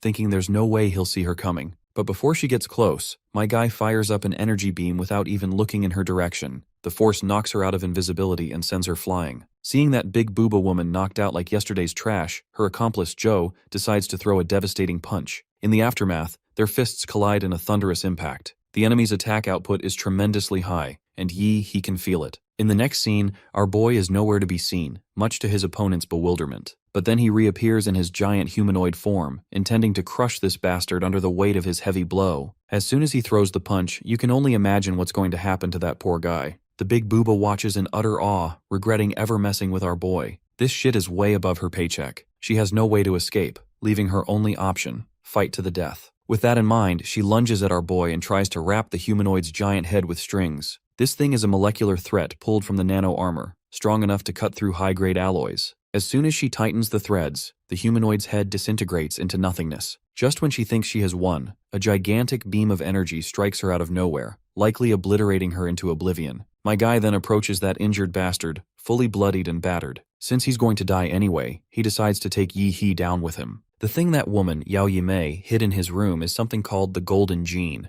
Now it belongs to our boy, and he'll supposedly be a target for many because of it. So Yi-hee's death is inevitable. My guy shuts this bastard's trap with a solid kick to his face, killing him on the spot. Yi-he knows reinforcements might be on their way, and the amount of ruckus he's caused won't go unnoticed. So he returns to his apartment, texting with Liu Qing's mother, who is relieved to hear that the police didn't suspect him of anything. He then shifts his attention to the Golden Gene, the same thing those guys were talking about. Looking at it closely, he notices a prominent emblem he's seen before. It was in the Prometheus file a man from Huadu once showed him. From what Yi-he can gather, those two guys stole it from Laserbird and were being hunted as they tried to escape. Now those shitheads have passed their headache onto him. In the B-level secret realm, Swan Lake, deep inside the inner zone, a squad of seasoned martial warriors is mid-hunt. They've managed to corner and bring down some blood wolves. As the team captain splits open the blood wolf's stomach and pulls out the magic core, a low, ominous rumble breaks through the forest. The ground shakes under the weight of countless monster footsteps, pounding like thunder, all running in a certain direction. What they see next freezes them in place, an endless wave of beasts, tearing through the forest and swallowing everything in their path. The highlight of this show is a massive beast, known as Sovereign-class beast, Sinwolf. Seeing the monster leading the chaos, the adventurers' party bolt in full retreat. With this sovereign-level beast tide marching toward An City, the adventurers are sure as hell that An City won't survive this. You see, high-tier magical beasts almost never leave their own turf. That's why the Swan Lake secret realm had stayed stable for so long. Now a monster of that level showing up here meant one thing: something seriously wrong. That giant ape-like monster roars and throws these meteor-like objects,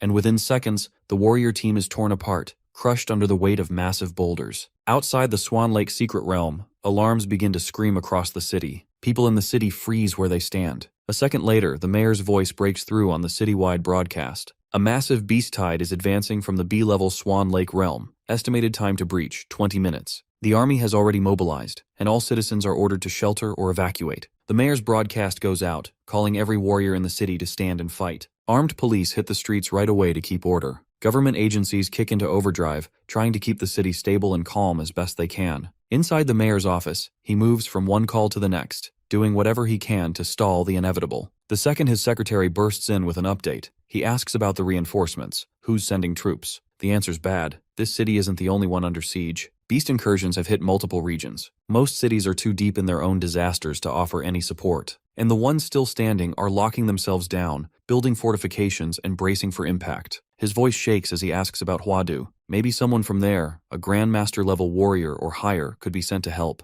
Even one would be enough. But that's off the table too. An S-class secret realm just opened in Guanshan City, right beside the capital. Seems like the battle for the city has already started, and one's coming to save them. They gotta fight with what they have. Elsewhere, in the Chu family's training grounds, Yi He and Chu are locked in a sparring match. Just as they move in to start another round, a siren blares across the district. Seconds later, their phones buzz with official alerts. College prep students in N City are ordered to evacuate immediately. Chu breaks the silence, asking if Yi He plans to leave. But well, my guy is on cloud 9 after hearing the announcement. Bro is looking forward to smashing some monsters himself, so evacuating away is just waste. Meanwhile, Liu Qing heads for the door, ready to leave and fight. But her mother steps in and blocks her path. Her daughter's ready to face the beast tide head-on, but the mother is not having it. Her only priority is Liu Qing's survival. If she steps outside now, there's no safety net. No guarantee she comes back. An City's entire fighting force barely scrapes 30,000. Even with old veterans and fresh volunteers counted in, they're under 50,000 in total. Against a beast tide that size, they're like boats in a tsunami.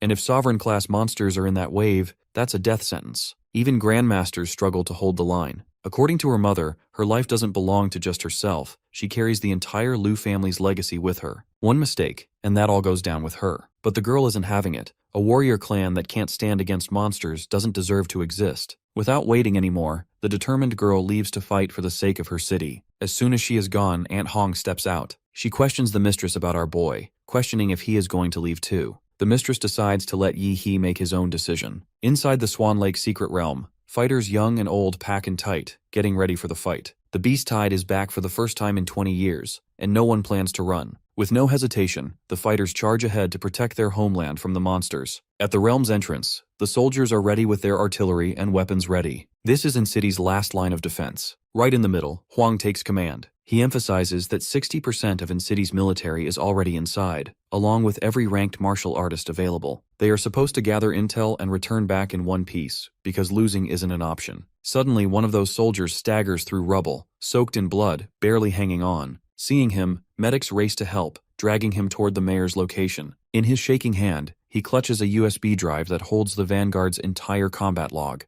Huang demands answers, wanting to know where the rest of the unit is. The soldier lifts his head and delivers the worst possible news. No one made it alive. He warns his seniors about that black ape, responsible for wiping out the entire platoon. Finally, the monsters have started to make their move, ready to burst out of the realm's gate. These bastards are cunning. They're intentionally targeting the landmines buried near the realm gate near the tower. As soon as the mines are triggered, everything begins exploding. The traps that humans set up turn into noose in their own necks. Huang roars out the order. Hit back with everything they've got and wipe out the enemy before the damage spreads any further. Explosions detonate across the battlefield as flaming debris rains from above. But the main monster boss is sure that these little bitches can't hold their ground much longer.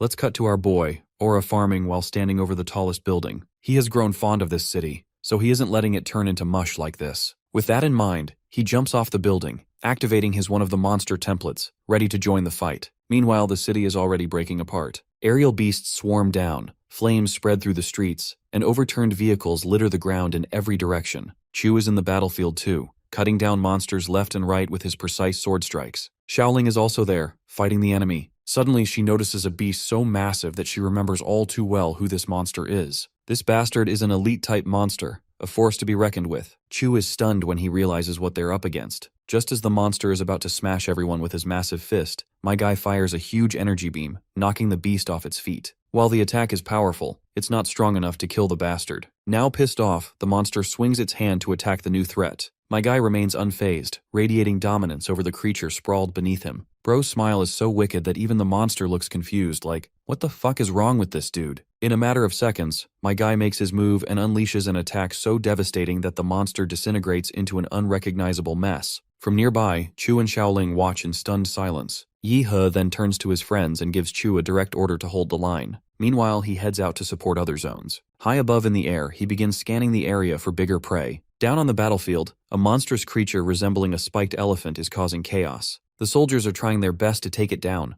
but guns are useless against this beast. One soldier tosses his rifle aside and shouts the order to switch to blades. With everyone now armed, these fools charge straight toward their own demise. As expected, not a single one survives. They all end up impaled on the elephant's spiky tusks, giving the monster a downright badass look. While the remaining soldiers argue whether to retreat or fight until their last breath, the elephant prepares to strike them down with its massive trunk. But before that happens, the bastard is pierced by a burst of blue energy that kills it instantly. Of course, it's our boy, crashing down to the ground like a goddamn meteor. Meanwhile, on other battlefronts, the monsters have started retreating to a single location. The awakened fighting there are confused by the sudden withdrawal. One girl explains that the enemy isn't retreating, they're swarming Yi He from every direction. As for his introduction, Yi He is a top candidate who already proved himself in the entrance exam. In this case, the guy with her suggests they can't let him get overrun by monsters. He proposes joining the chaos to help protect their top scorer. An City's martial artists have another challenge they need to overcome. A Lord-class beast has appeared and has locked onto Yi He. They are prepared to protect the pride of An City no matter what it costs them. They believe they are the saviors of humanity, and as heroes, they must hold the rear line, the only line that's keeping the residents of An City protected from the behemoths. Mayor Huangqing is also protecting his people from within the boundaries of the city using his signature Earth Vein seal. He's aware that his seal won't stop all the primal beasts, and their focus should be on eliminating the sovereign beasts. Suddenly, a monster climbs up the Earth Vein seal and jumps at him, but he reacts quickly and scorches the low-tier beast into crisp before it could even reach him. Once again, another behemoth appears, a fourth tier, King Species, Lord Class, Mounting Crushing Python. This beast is Blood-Eyed Black Ape's strongest mount, and its arrival on the battlefield only indicates that the ape must be getting nervous. The beast unleashes Mountain Crushing Dominator Hammer, one of its special abilities to bury its opponent in rubble and wreckage. However, Mayor Huangqing emerges from the wreckage unscathed and reveals that he already knew his enemy was good at Earth-type attacks. He then retaliates with Burst Martial, Serpent Surge, an attack just as strong, if not even stronger. This burst of beam inflicts great damage on the beast, but that's still not enough to overpower it. The retaliatory attack enrages the beast to a whole other level. As the beast prepares for another round, the mayor considers himself lucky for obtaining intel on the beast. If he hadn't gotten them on time, the situation could have taken a far darker turn. Even worse, if it had gotten into the city, defeating it would have been far more difficult. In a burst of fury, the mayor unleashes a flurry of punches at his opponent. But his enemy already has something to counter his attack. The Mounting Crushing Python grows quills out of its whole body, making it practically impossible to penetrate through its defense. Things go from bad to worse as another beast strikes from the shadows. Turns out it's the Blood-Eyed Black Ape, and he was hiding inside the stone spike. The ape isn't satisfied with the way this battle between the mayor and his minion is unfolding. To prove how insignificant humans are, he crushes the mayor with his bare hands. Acknowledging Mayor Huangqing's capabilities, the Black Ape claims he has confirmed that there are no strong martial artists left in An City, which means he can kill everyone without restraint. However, Mayor Huangqing is not ever going to let that happen. He casts Bladewine Tempest to stop him, but the enemy dismisses his actions as pointless, declaring that his death is inevitable. The ape further adds that he no longer has a natural enemy in this field. This has become a game for him. He wants to make humanity drown in fear and despair. The Bladewine Tempest unleashed by the mayor makes no difference. The caster himself admits that it was fast, but unbelievably weak. In his second attempt, the mayor does the exact opposite. He shoots a powerful attack, but it's so slow that the enemy dodges without even breaking a sweat. After the mayor's multiple failed attempts, the ape decides to demonstrate the best of his strengths. Once he closes the distance between them, he throws a jab at him, which the mayor surprisingly absorbs as if it were nothing.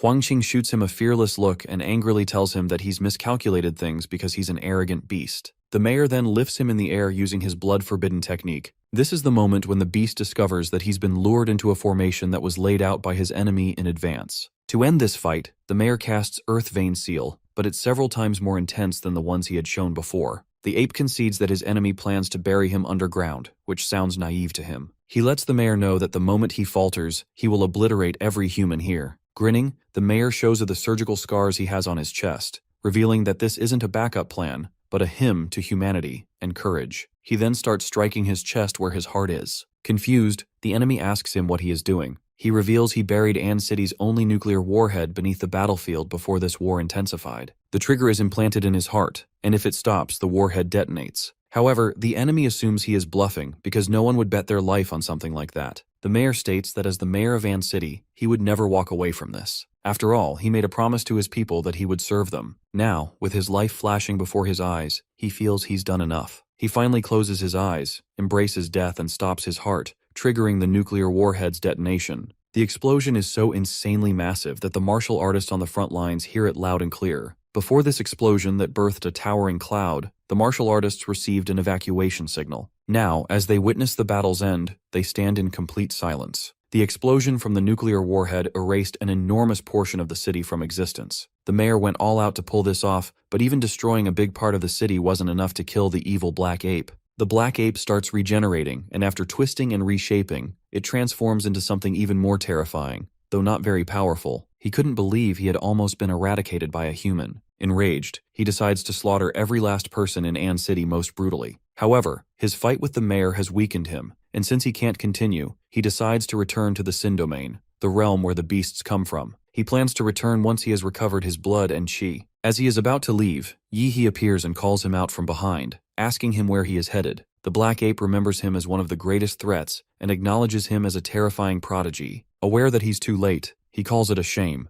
though he's so ready to fight and win against him. Yi-He unleashes Radiant Energy Blast Fist, confident that it's going to be enough to defeat his opponent. However, his enemy emerges from the smoke unscathed and calls this moment a perfect chance to kill him. The top scorer tells him that if he had taken the chance and had escaped, he would have survived his mini-nuke, but now he can't evade what's about to come. This mini-nuke of the top scorer is so impressively huge that the evacuated martial artists deduce it was another trap set by the mayor. The nearly scorched-to-death black ape glances at Yi-He, now in his armored titan form, and calls him a monster. The beast calls him more beastly of the two, because not even king-rank beasts carry an aura like his. The top scorer declares that he's nothing like them, and then begins throwing successive punches at the enemy. Though weakened, the enemy still manages to evade his attacks impressively. He tells him that there's no point in running, which only fuels his rage, prompting him to warn that he's not to be underestimated. Once again, both sides clash with full force, neither willing to back off. But in the end, the top scorer emerges as the victor,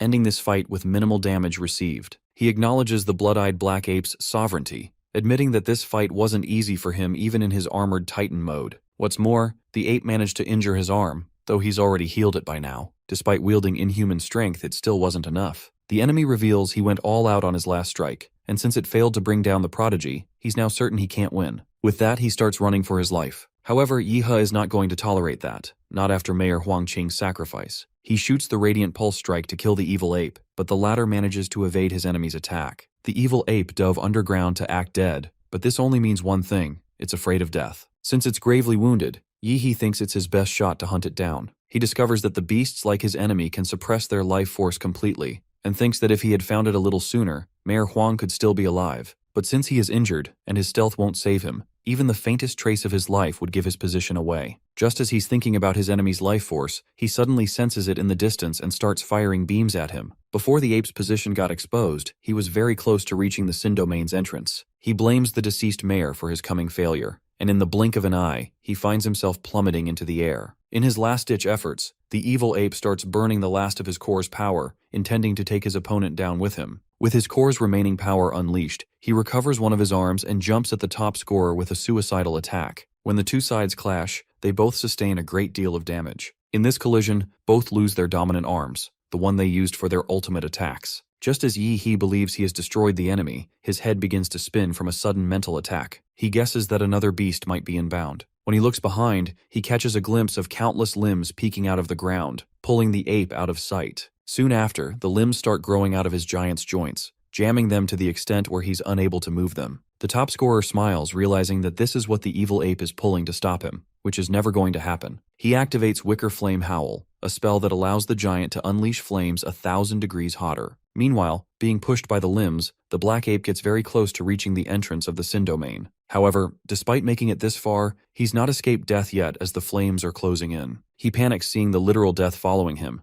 and in that critical moment, the limbs that were carrying him towards the Sin Domain's entrance begin to merge to form a face. Soon after, these limbs shape themselves into a colossal creature with female-like characteristics, and witnessing such power, he wonders if he's seeing another sovereign. If this is its true form, he thinks he will be done for in a second. This newly emerged sovereign opens its eyes and screeches so loudly that the scream echoes in his enemy's head, even when he has muted the giant servant's auditory system. Yi-He is consumed by rage. He can't just stand by and watch the monsters leave after everything they have taken. He goes back to his usual crazy self, flips off the sovereign, and then triggers a nuclear warhead. The explosion is so immense that it fractures the secret realm, leaving the martial artists outside the battlefield doubtful of the mayor's victory. Even though they know that odds are against them, they still cling to hope. The invasion from the secret realm came to a standstill. The martial artists swept through the city, wiping every last beast that remained. The An City won, but at the cost of 80% of its protectors. Later, when he wakes up at the site of the nuclear detonation, he realizes that he has lost track of time. He recalls concentrating whole of his nuclear power in his core into the giant servant for that massive explosion. But the atmosphere here is still ravaged by radiation and remnants of atomic force. This battle was a bloodbath. He had to blow himself up multiple times to finish this job before that brute could drag it back. He admits that he was no match for a sovereign class beast,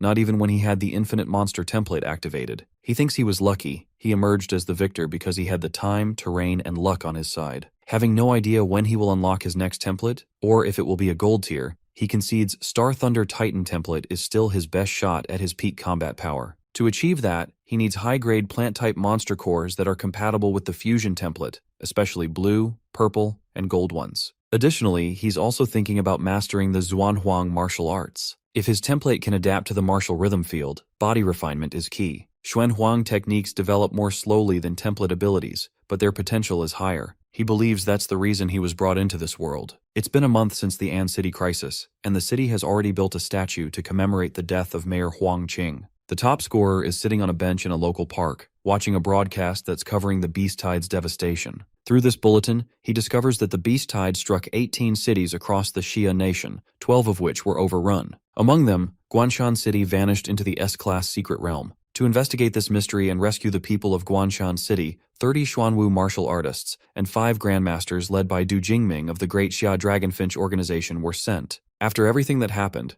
Guanshan City is now the 12th global death zone, with more than 1.8 million dead. Shocked by this coverage, he realizes that he can't sit still anymore, though he already seems to have an idea of his next move. He immediately calls Qin, who picks up the phone thinking he's going to ask her for the other 2 Xuanhuang manuals. Nervously giggling, he informs her that he plans to collect high-quality plant-type monster cores, preferably blue, purple, or even gold tier, and needs help with that. She first lets him know that he's demanding something rare to an extreme. Lord-class cores cost a fortune, and since he's asking for something of that caliber, she's expecting something in return. In response, he explains that Huadu University holds a realm trial for new students, and says he'll team up with Qingzhou to help her take first place. That's what he plans to do in return. However, she thinks he's underestimating the other city elites, and honestly tells him that her daughter is at best mid to upper tier. Furthermore, she believes that even if he triumphed over her in a spar, he's far from being a monster himself. He confidently tells her that he's the one who can restore the Liu family's legacy. Surprisingly, he seems aware that this is why she's been supporting him from the start. He's ready to sign a promissory note. If he can't help Qingzhou win, he's going to serve their family for life as their servant. She finds this offer amusing and decides to help him in this one. Yi He arrives at An City's central hospital to visit Chuzhou, but right when he sets foot inside the hospital, a herd of people calling themselves his fans block his pathway,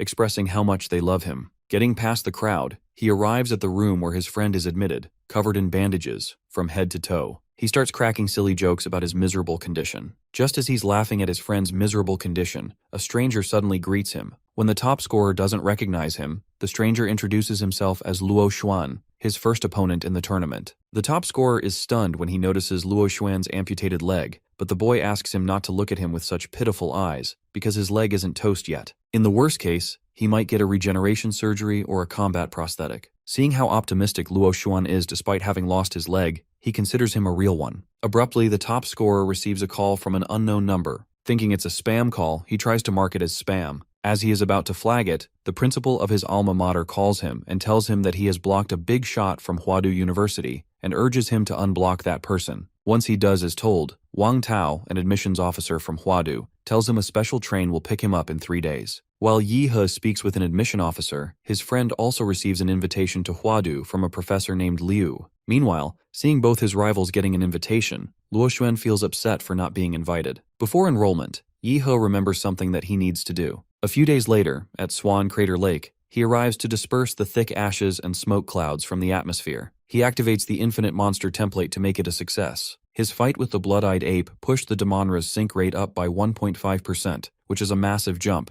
and training for 3 consecutive days boosted another 6%. He's glad that this place proved worthwhile. After achieving his goal, he decides to leave the place. Elsewhere, Chuzhou is waiting for him to come so that they can board a train to Huadu together. Flying at nearly Mach 1 speed, Yi He lands at the train station. Sensing his presence before he even touched down, the nonchalant martial artist acknowledges that his friend has become stronger once more. As he hops onto the train, he realizes that this is his first stop since transmigrating. With that, he bids An City farewell. Noticing Yi He making things awkward by not sitting still in his seat, his best friend tells him to stop making everything so intense. He first informs him that everyone on this train is a top scorer from different cities of the Xia Kingdom, and then explains that this train is made with next-gen alloys, meaning it's capable of not breaking apart even when it's hit with tons of force. The top scorer used life sense to sniff around, and he found a few real powerhouses abroad, but none of them could last more than 5 moves against him. All of a sudden, the driver reports that the train is under attack by unknown forces, and it's a level 1 alert. While the professors and the staff are assessing the situation, the students are instructed to evacuate the carriages immediately. Everyone on board starts panicking.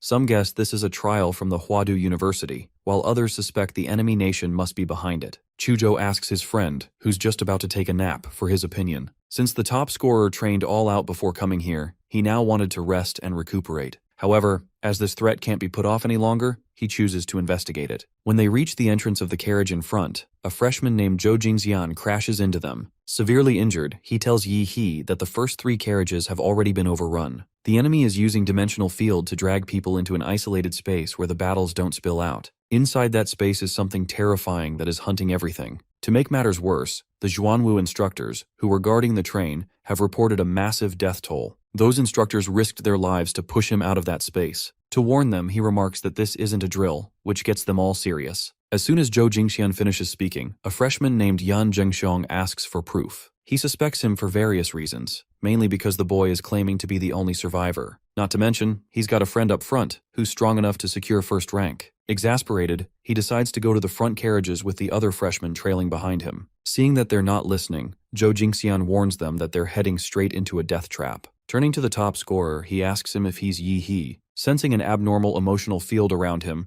the top scorer asks how he knows. Zhou Jingxian explains that a girl named Liu Qingzhu showed him his photo and asked him to pass on a message that no matter what, Yi He must not go forward. He shockingly reveals that she took a blade for him and got seriously injured. He says he's going to fulfill her last wish and make sure he lives. Before he says something even more ridiculous, the top scorer smacks him in his head. He then reminds the erratic guy that he's speaking of her final wishes when she's not even dead yet. Annoyed by his pitiful behavior, Chuzhou draws his sword and unleashes an energy burst aimed at the freshman. Deflecting his attack, the freshman calls both of them thugs. Annoyed, the top scorer knee-kicks him in the stomach, and then pities him by giving him the blood chi pill. Once they are done with the freshman, they rush to rescue Qingzhu, and soon reach the entrance to the dimensional space that the freshman mentioned earlier. Yihu attempts to inspect the entrance by tossing a briefcase inside, but when there's no response, no sound, no feedback, and not even his life sense can detect any energy inside, he deduces that the freshman must have gone inside. He wastes no time and jumps into the portal with Chuzhou. Making it inside the dimensional space, he starts to feel unwell. However, the thing he appears to be mostly concerned about is that he doesn't see his friend anywhere. He's vanished. Despite that, he continues forward and soon finds himself in a ruined city. Realizing that he can't use his life sense, he wonders if he's being blocked somehow. Intending to utilize what's working in this situation, he climbs up a building and shoots an energy beam up in the sky. Hidden in the depths of the ruined city, the martial artists alive at the time are witnessing Yi He's detonated explosion. Awestruck, they are wondering which big shot is showing off their extraordinary power. Qingxu gets emotional as she recognizes her friend's strike, though she's still worried about him. His attack was so flashy that not just his soon-to-be classmates but even the enemy caught a glimpse of it. The enemy appears to be wearing a pig mask and is equipped with a machete. The top scorer wastes no time and immediately jumps at him, but the enemy takes his nuclear fist head-on without even flinching.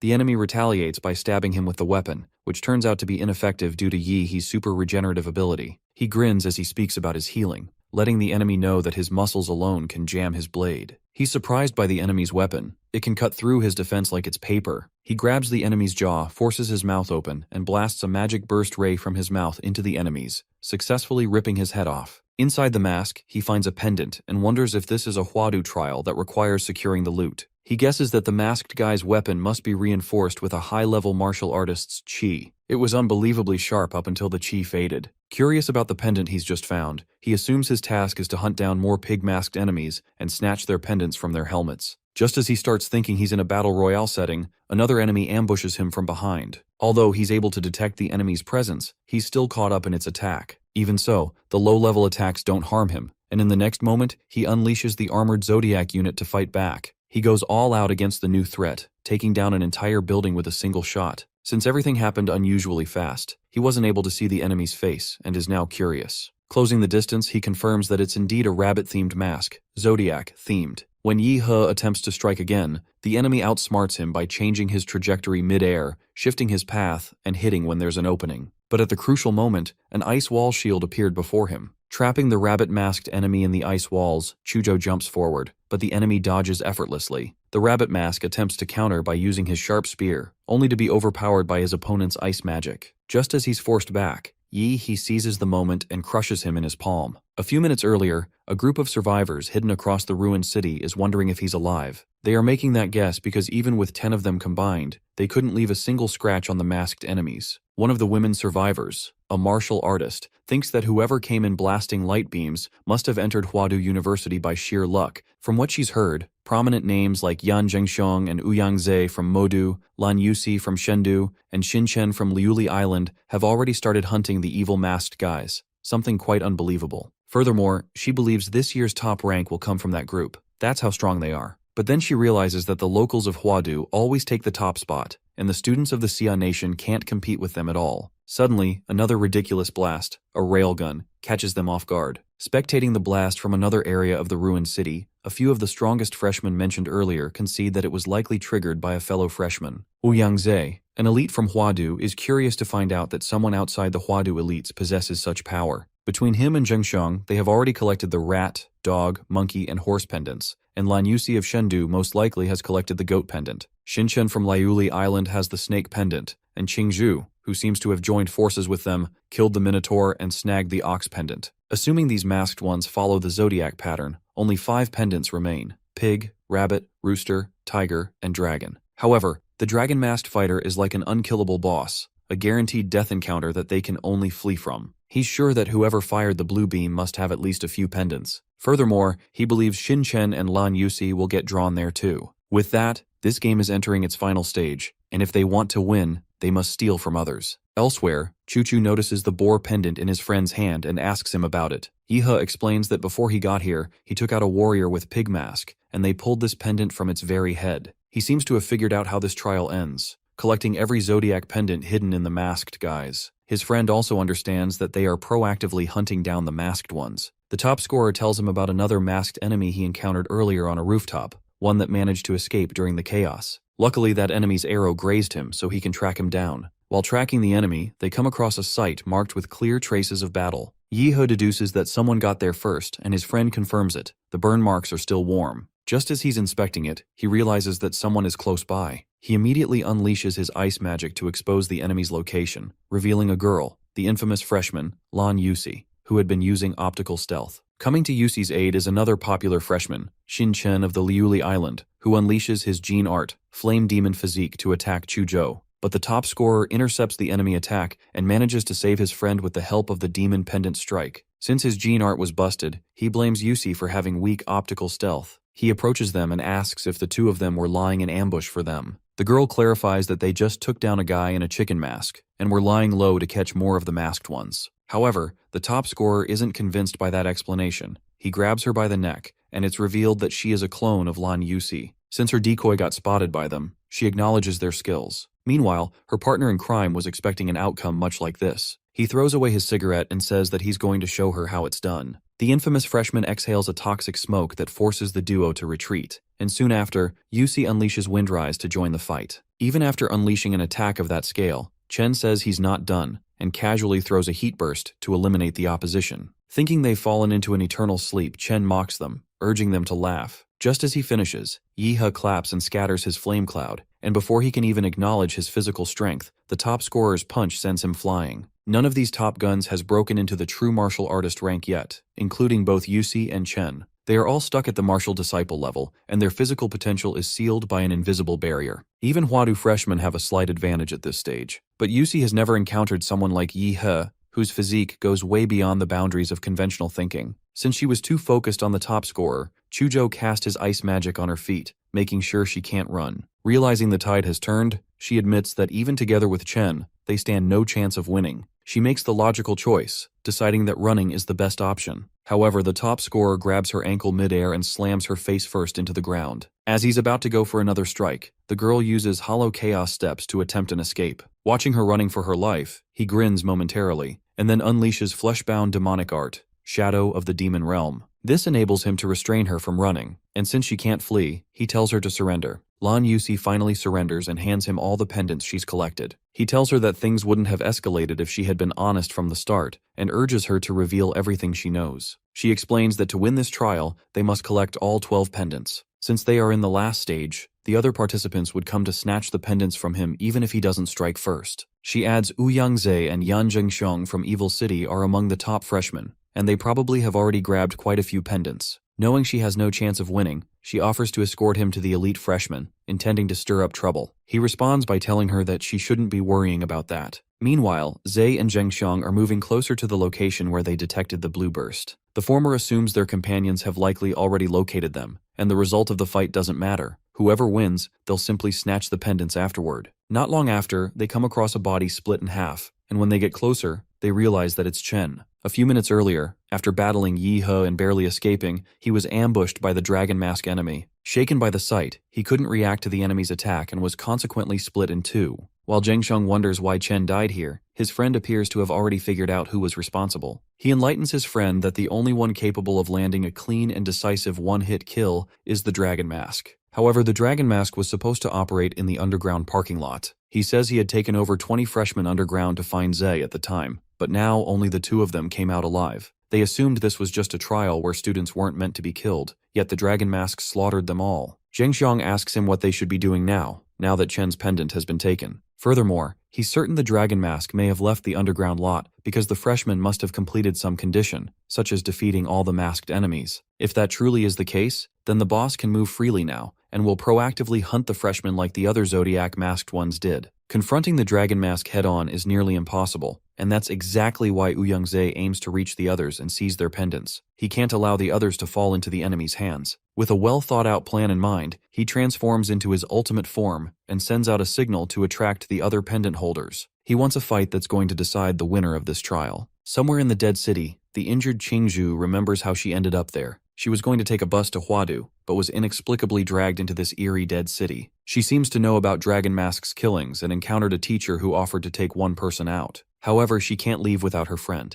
Lacking the strength to search for him now, she's still certain he won't lose to anyone given his immense brute strength, so long as he doesn't face Dragon Mask. She suddenly gets a tingling sense that someone else has discovered her, conceding that some other party has spotted her presence and will come to snatch the pendant from her. Even though she doesn't care much about that, she has a feeling that her counterfeit fiancé needs those pendants. Right now, she could only think of luring the enemy over there. Turns out it was Zi's signal that exposed her. Watching from above, he notices that the figure below is Qingzhu. She appears to have the Ox pendant, and he also realizes that she's luring him into the underground parking lot where Dragon Mask awaits. He considers her a fool, since Dragon Mask has already left and there's nothing left in the lot. Asking Zhengxiong to wait for him there, he goes after her to catch her. Chasing after Qingzhu, he calls her out, saying she can't run. Just as he's speaking, he senses a sinister energy. Frightened, he looks around and spots the silhouette of Dragon Mask, something impossible, since Dragon Mask should have been pursuing the other pendant holders. Sensing the enemy's killing intent, he wonders if his targets are actually the ones carrying the pendant. Since he's got 4 pendants, he's certain the Dragon Mask would come for him first. Unable to withstand the pressure, he admits he was overconfident and has now put himself in danger. Just as he's about to escape,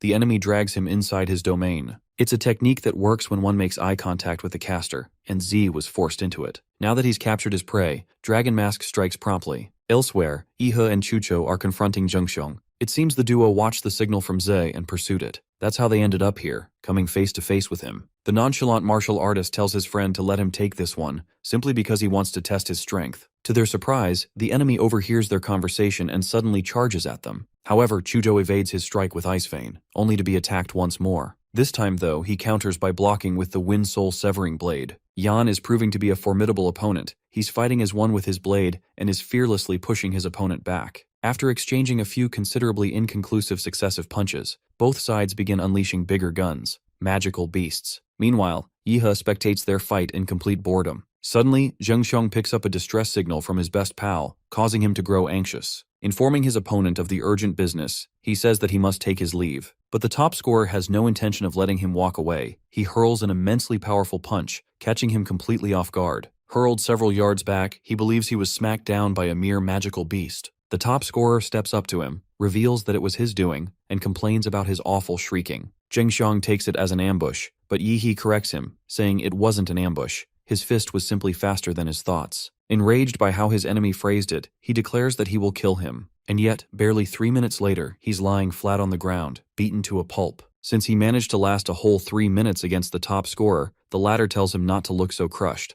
After all, Chen only endured a few hits. Inspecting the elite freshman's blade, Yihe thinks it still needs some upgrades. His friend, meanwhile, informs him that the pendant they fetched from the enemy is flashing, likely broadcasting a signal. Within Dragon Mask's domain, Ouyang-Zhe is barely clinging to his sanity. He hadn't expected this outcome. He used all the relics he'd bought from the Secret Realm ruins, every last one, and this was as far as he could go. To seal Dragon Mask's martial energy and power flow, one would have to strike his heart directly. Even after sacrificing an arm, he still couldn't drive the nail into Dragon Mask's heart, missing by only a few centimeters. In his final moments, Z finds himself powerless. He accepts defeat, and the enemy drives his sword through his chest. Tired and panting, Qingzhu is climbing the stairs to the rooftop of the tallest building in the Dead City. She knows Dragon Mask will come for her after finishing off Ouyang-Zhe, so she plans to bring her friend here and escape with him. Once she reaches the top of this building, she will fire a signal flare, just like Yihe did earlier. This would allow them to reunite. By activating Blood Awakening, Nether Sparrow, she manages to send a signal, but the effort drains her energy, and she collapses. Right as she's hoping he would get the message, she hears Dragon Mask's footsteps. Looking down from the rooftop, she spots the evil man closing in on her. She's frightened to realize he's been caught so quickly, and considers sending another signal to warn her friend not to come.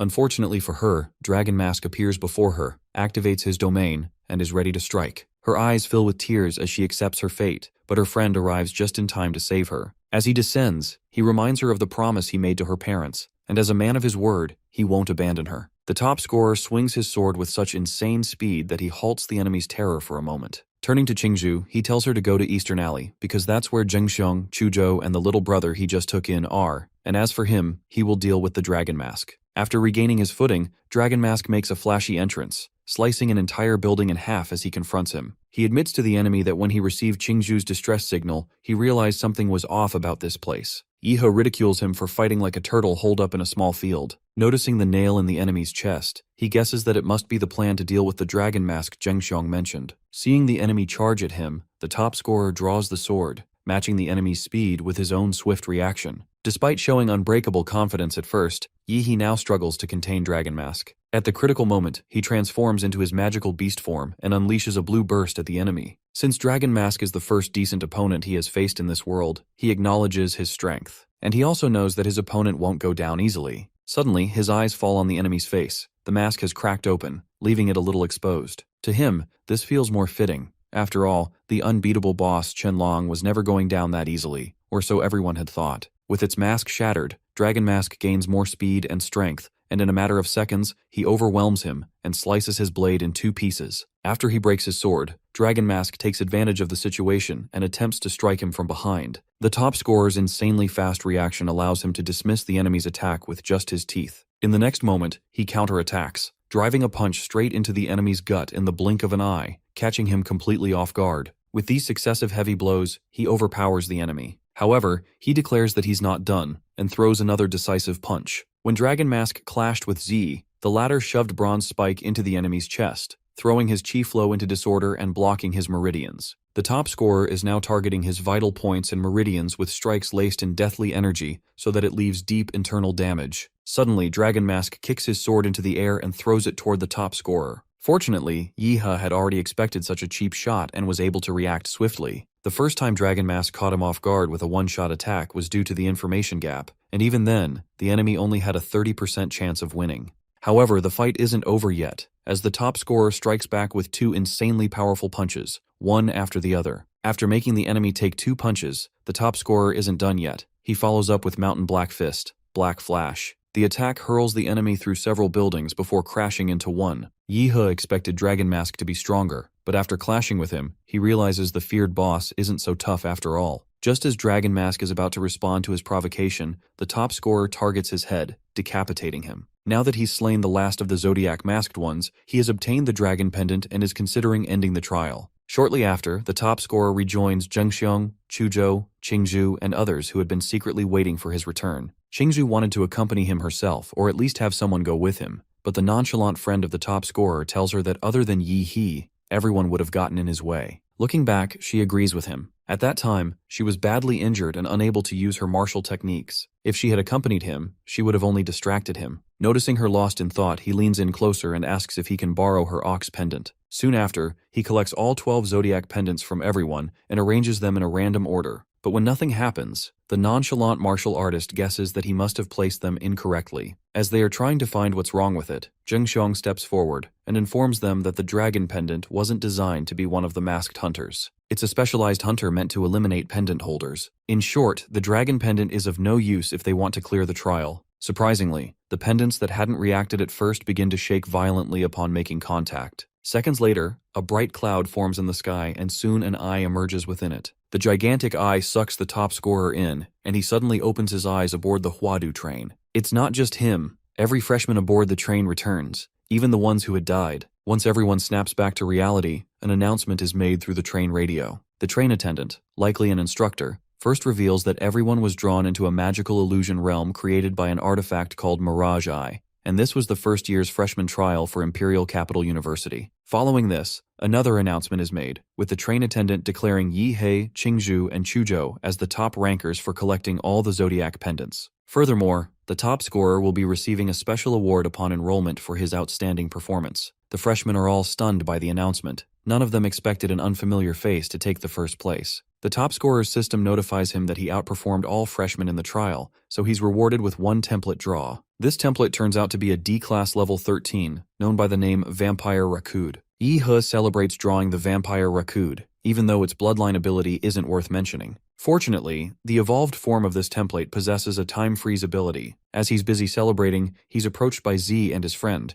and the former asks if he's the one who defeated the Dragon Mask. The top scorer corrects him, saying he didn't defeat the enemy, he simply killed him. Z leaves all the freshmen baffled when he invites Yi He to join his new club at Huadu as the president that is yet to start. Enlightening him about how locals of Huadu have firm control over the student council and top freshmen every year, he extends his arm for a handshake and remarks that he hopes his strength will break Huadu tradition. However, the top scorer declines his offer, saying he prefers going solo. After receiving his answer, they decide to leave, but before he walks off, Z hands him a business card. Soon after, the train reaches Huadu City, a city that appears to be a metropolis. Getting off the train, the freshmen are escorted to an aircraft and instructed to take their seats according to their roll numbers. Spotting Qingzhu walking toward the aircraft, he sneaks up behind her and startles her. In that instant, she recalls her mother's warning, not to let her counterfeit fiancé take advantage of her in public, even if he is her fiancé in name. Snapping back to reality, she shouts at him, but he promptly explains that he only wanted to ask why they're taking a plane. Blaming her mother for betrothing her to a country bumpkin, she points to the sky and tells him that is the direction where Huadu University is situated at. A little later, after boarding the aircraft, he looks out of the aircraft at the breathtaking city of Huadu, awed by its revolutionary technology. As the aircraft passes through the electromagnetic net, he notices the detection range shrinking, making him realize just how prestigious Huadu University is. After the aircraft lands, he's issued an ID card and directed to the maglev station, where a train will take him to his dormitory. Arriving at the Huadu dormitory, he proudly celebrates, unsettling other freshmen. Yi He's room is on the 42nd floor, Unit A3, while Chuzhou gets off the elevator on the 45th floor, Unit B7. Upon entering, the top scorer discovers his dorm room is a spacious 100-meter single room, something that feels like a dream. He also finds a fully equipped latest computer model and a massage bath in there, which further elevates his excitement. After jumping on a warm and cozy bed, he realizes that it's time to get down the business. For starters, he plans to max out the Vampire Rakud template. Back on the maglev, he figures out how to use his student ID and log into Huadu's dedicated app's Huadu Pass. The Academy City's marketplace is accessible only with a Huadu Pass and operates exclusively on Academy points as its digital currency. Luckily, he converted over 30 million coins into Academy points at the bank. When he checks his phone, he discovers that 100,000 coins equal just 1 point, a complete daylight robbery. However, the Academy marketplace has serious goods, and there are also items that are not sold on the regular market. He labels this exclusive privilege, one of the perks of being a Hwadu student. He plans to buy only a blood attribute magic core. Soon after, drones arrive to deliver his package, containing blue and green cores. Once he has eaten all the cores at once, his vampire Rakud template compatibility reaches 100%, but the price is a painful stomachache. Other than his stomachache, the effects of the template are incredible. Not only have his fangs grown sharper, but his fingernails have as well. All at once, a daring thought crosses his mind, and he plunges his sharp nails into his neck. After slitting his throat and coughing up blood, Yi-Hee's vampire regeneration quickly becomes noticeable. However, his bodily mutation is secondary, though what truly matters to him is his newfound power, Crimson Calamity. Just a few moments later, when he goes to the Hwadu University dormitory training grounds, he summons a Rakud to train with. He orders the magical beast to go all out, and it responds by unleashing a surge of power that he struggles to withstand. Once he calls for the timeout, he enables Crimson Calamity, Time Freeze, which he's only able to hold for 5 seconds. Once he goes beyond the 5-second limit, his body starts to react negatively, forcing him to give up at 5.4 seconds. The original owner of the body could endure it for 5 seconds, but he feels fortunate to have surpassed that limit. The next morning, as he walks toward the athletic hall with his best friend, he finds himself disliking the sunlight,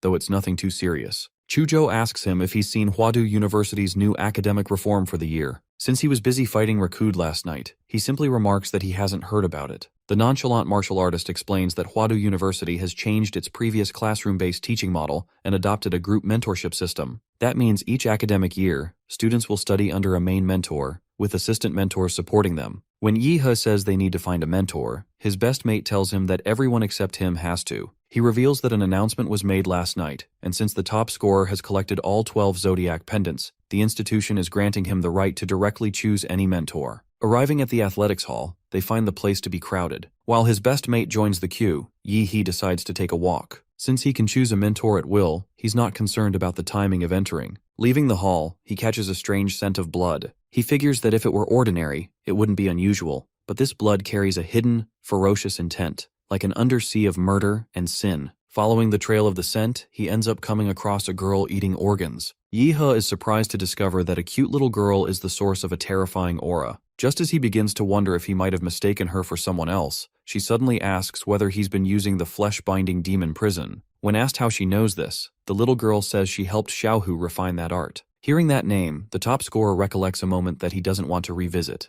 The girl adds that Liu Chung was her disciple 90 years ago. Assuming that she's messing with him, he reminds her that its true martial artist can outlive the average human being, and a grandmaster might still be in peak form in their 90s, but he can't comprehend her appearance. She's looking like a preteen. He's aware that certain martial artists can compress the skeleton into a childlike form. Furthermore, he believes that the level of purity the girl is showing isn't acting at all, something so incredible that even an Oscar wouldn't do it justice. Despite that, he decides to throw in some sarcastic remarks, which only angers the girl. She shows him a glimpse of her power and ensnares him in a deadly illusion, so overwhelming that it leaves him trembling to his core. Her killing intent was so overwhelming that it made him hallucinate being beheaded. Just as he tries to speak, she stuffs a strawberry gummy into his mouth and apologizes for overdoing it. The truth is, she fears the school authorities and doesn't want him to report her. Calling herself pitiful, she adds that she gets 1 or 2 hours of outdoor time a week. Curious, he questions her identity. The girl introduces herself as Gong Kei, a powerful grandmaster. She adds an interesting fact, revealing that she once made Shi Jingwen,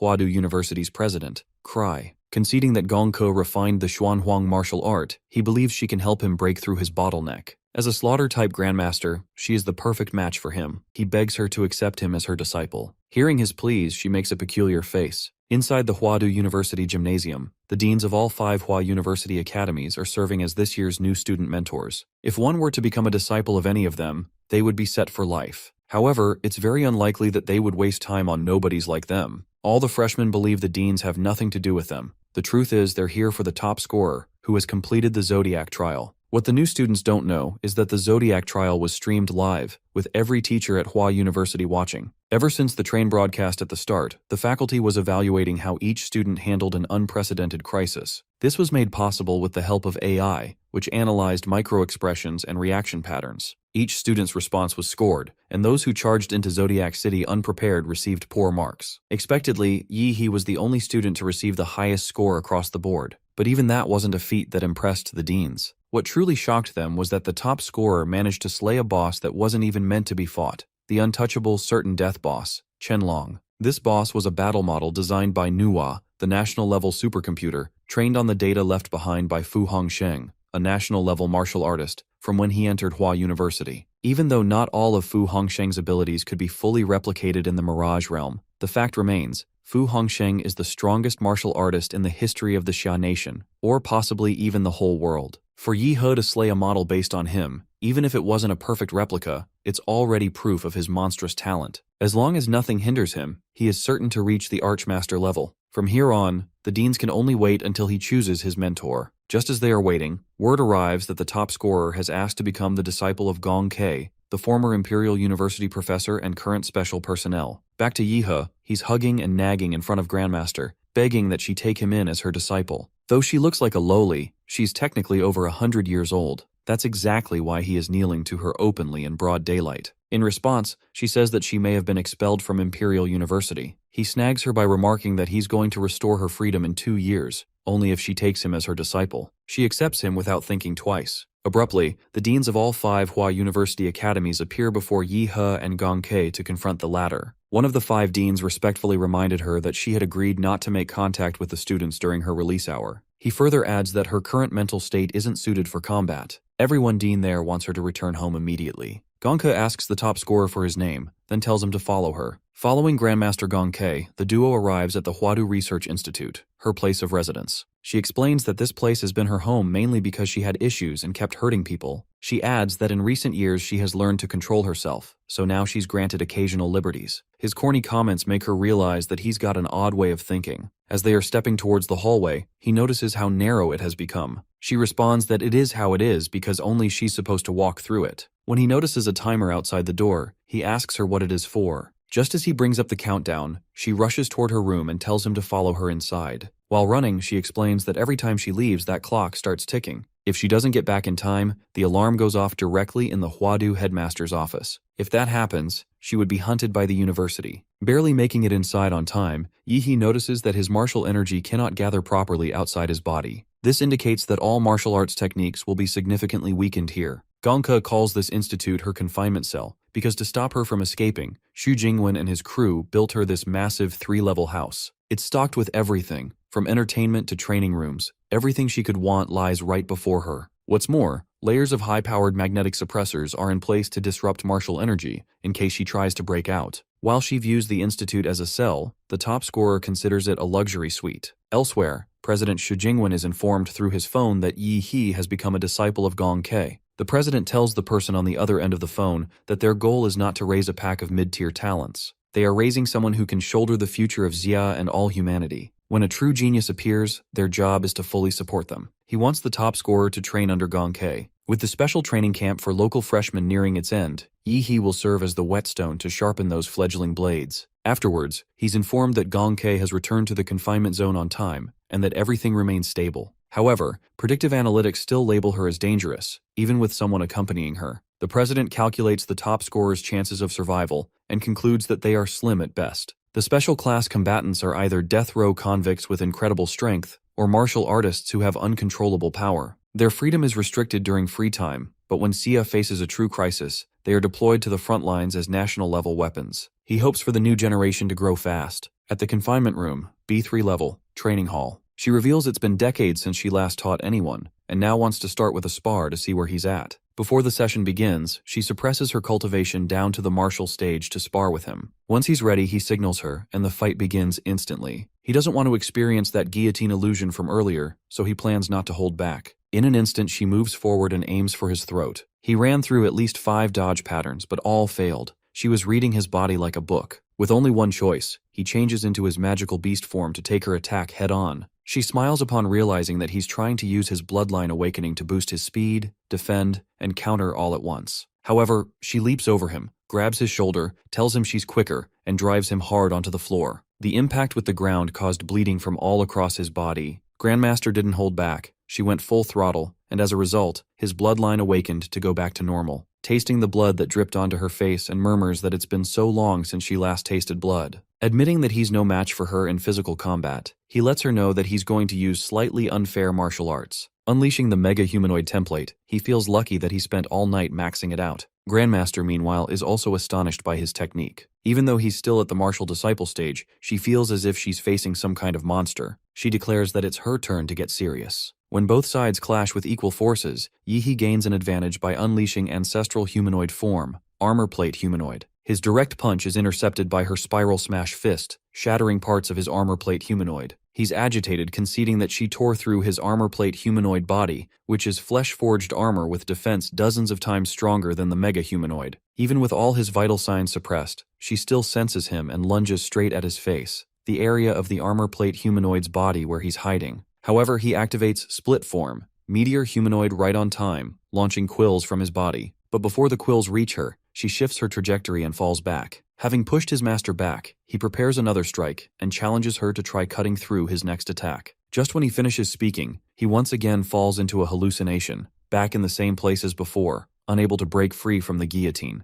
In an attempt to break free, he summons Zawarudo. He realizes he pushed Grandmaster too far, and now she has dragged him into her domain. He's also aware that this isn't the real world, it's a mental illusion formed by her bloodlust. To break free, he also needs to fight back with sheer mental force. Moments later, he opens his eyes to find himself by her side. He guesses she must have violently ripped him out of the humanoid form by force. What's more, she shattered the hardened outer layer that had crystallized to shield his true body. However, that's not something a martial disciple should be capable of, which suggests that she must have cheated. In response, she argues that she fought fair and square, though she used a little more strength than she meant to. She admits she sometimes misjudges her own power during the first few strikes. But when her eyes meet his, it's clear from Yi's gaze that he refuses to accept that. While crying, she promises that she won't cheat next time. Though she's had fun for the first time in decades, and now she doesn't want him to leave her. While telling her to stop crying, he reassures her that he won't leave. He points out that he worked hard to become her disciple. It wouldn't make sense for him to leave. Afterwards, she says that she has a good sense of his strength. Even though he is nowhere near her level, she acknowledges that he's a gifted one. Now that they can train, she asks him what he would like to learn. He responds that he wants to learn advanced martial techniques and understand how she cut through both lightning and his humanoid's arm. She refers to that move as slashing and claims that it's hard to teach. She adds that one would get a feel for it after cutting enough things. When asked what kind of feel, she explains it is called the line. Whether it's the human body, a magical beast, or any object, there's always a precise point of entry, a line that can be cleanly severed. It seems to him that Gong Kei's style differs from Qianlong's, even though the latter also focuses on slashing. If Qianlong's slash is all about overwhelming force and piercing sharpness, then Grandmaster's slash is like a butcher with perfect precision. Since learning slashing is a complicated process, she recommends that he become a martial artist first. Without a solid martial foundation, he isn't even qualified to learn most of the techniques. She suddenly asks him if he knows the difference between martial disciple and martial artist. Seeing that he's clueless, she tells him it's more than just physical improvement. It's about the mind as well. Compared to disciples, martial artists gain a critical new ability, inner vision. With inner vision, a martial artist moves from broad martial cultivation to detailed, micro-level refinement. Through it, one can see their own meridians, pressure points, and internal organs, then use martial energy to reinforce them, expanding the limits of the physical body. She puts it simply, a strong spirit comes first, and then the strength of the body. Having comprehended what she just said, he realizes how great a teacher his master is. It's no wonder she is a professor at the Imperial University. Even if she's a little unhinged, her knowledge didn't regress at all. She suddenly speaks, telling him that she's noticed a distinct rise in her mental state. This will give her a huge edge at the martial artist stage. Intrigued, Yi asks her how the advancement methods differ once someone reaches that stage. She explains that advanced techniques and martial skills are ranked in 4 tiers: Tiangang, Disha, Xuanhuang, and unranked. Normally, students from vocational colleges or lower-tier schools only have access to unranked advanced techniques. The benefit of these techniques is that they are easy to use. Anyone with sufficient blood energy and martial power can break through. Over 80% of martial artists break through using unranked methods, but students at Huadu University start with Xuanhuang tier methods at a minimum. When he shows that he's eager to find more about the other 2 advanced techniques and martial skills, she explains that Tiangang tier skills are more or less sacred relics. Most of them were retrieved from hidden realms or ancient ruins, and now there may not even be 10 remaining in the entire world. Though he can learn a Disha tier advancement technique, she herself has mastered the Killer's Bodhi Heart Sutra, a Disha level advancement technique. What's more interesting is, Xiaohu's flesh-bound demon cage was inspired by this very method. Hearing her talk highly of that Disha level advancement technique, he's captivated to the point where he wants to learn it immediately. She tells him to get ready to experience the killing intent domain she just created for this. With that, the training begins. Later, when Yi-hee's class is dismissed, his best friend, who's out for a walk, bumps into him. As Choo-choo is about to greet him, the top scorer shoots him a lethal glare filled with murderous intent. Frightened, he leaps backward. When the top scorer notices him, he apologizes and calls it a reflex. Taken aback by the killing intent from before, he asks him what it meant. About 10 hours ago, in the illusion realm, Yi-hee was fighting a horde of zombies. Gong-ki commands him not to use any martial skills or powers. He must rely only on the blade in his hand. However, when he mentions that he's not optimistic about a great deal of zombies, she explains that the point is to let his body remember the sensation. This would help him to get accustomed to the feeling of slicing skin and splitting bone. Furthermore, he can train his muscle memory so he can instinctively locate the kill line and strike better. Once he starts slashing down the zombies, his master is surprised by his remarkable swordsmanship talent. It's dangerous to train inside her Dishatir technique, and most martial disciples aren't even qualified to attempt it. It's thanks to Yi he's abnormally high mental stats. Otherwise, the killing intent alone would have devoured him. She now understands why Shi Jingwen calls him the rising star of Huadu. The next morning, he already feels tired from just a single day of training, but he now understands why this is considered the best university in Xia. While he's taking a bath, Qingzhu calls to tell him that her mother has sent over what he asked for. It's now with her. She adds that her mother also wanted to thank him for helping her daughter secure first place in the freshman team trial. He replies that he'll drop by her place to pick it up soon, but she assures him that she will just send it over by drone. Following that, he gets her to reveal that Dean Bai had taken her as a disciple just because she thought Qingzhu had potential. When she asks him who he got as his mentor, he chooses not to reveal that he turned down 5 deans in a row. Otherwise, she'd probably lose sleep over it. Soon, about half a semester later, the first term was nearing its end. The Huadu University was an eventful ride for freshmen. For instance, Z did precisely what he had earlier said to Yi-hei. He formed the Dragon Blood Society by gathering elites from various provinces. They quickly became an influential organization among the first years. Something that's not as relevant, but after Huadu students returned from their summer training camp, they clashed with Dragon Blood. As tensions escalated, duels broke out between Dragon Blood and local students, and naturally Z's organization lost more than they won.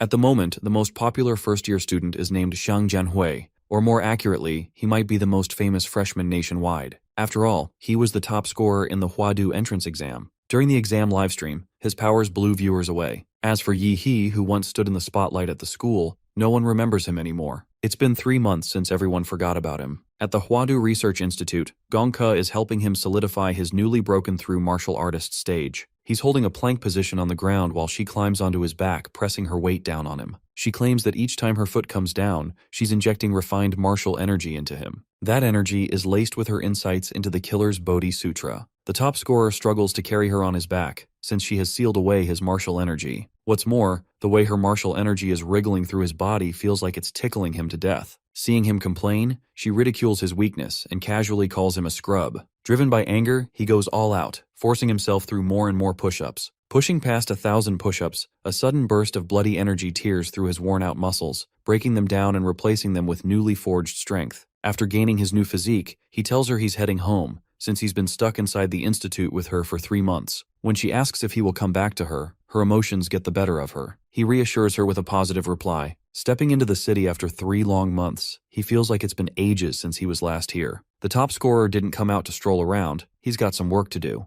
At Huadu, a crucial part of the grading system is the off-campus missions. These can involve hunting down wanted martial fugitives, or even fighting criminal groups and foreign forces. He thinks of grabbing a mission and also saying hi to his best friend. Just as he finishes speaking, his friend shows up to greet him. When Yi-hee asks his best friend how his level up is going, he reveals he broke through to the martial artist 2 months ago. It's their first time seeing each other in 3 months. While on the surface there's no obvious change in his friend's build or aura, that very fact highlights just how terrifying his growth truly is. About 3 days ago, the nonchalant martial artist was invited to watch a private ring match between Huadu freshmen, Rep. Xiang Yanhui and Dragon Blood Society Vice Chairman Ouyang Ze. As he expected, Z didn't last more than 2 minutes. But what's even more interesting is that Xiang Jianhui wasn't even going all out. He now wonders whether his insanely strong best friend could defeat the current most popular freshman. As they are having a conversation, Qingzhu arrives. Since it's been a long time, and she's finally come face to face with him. In this moment of ecstasy, she recalls her mother's advice,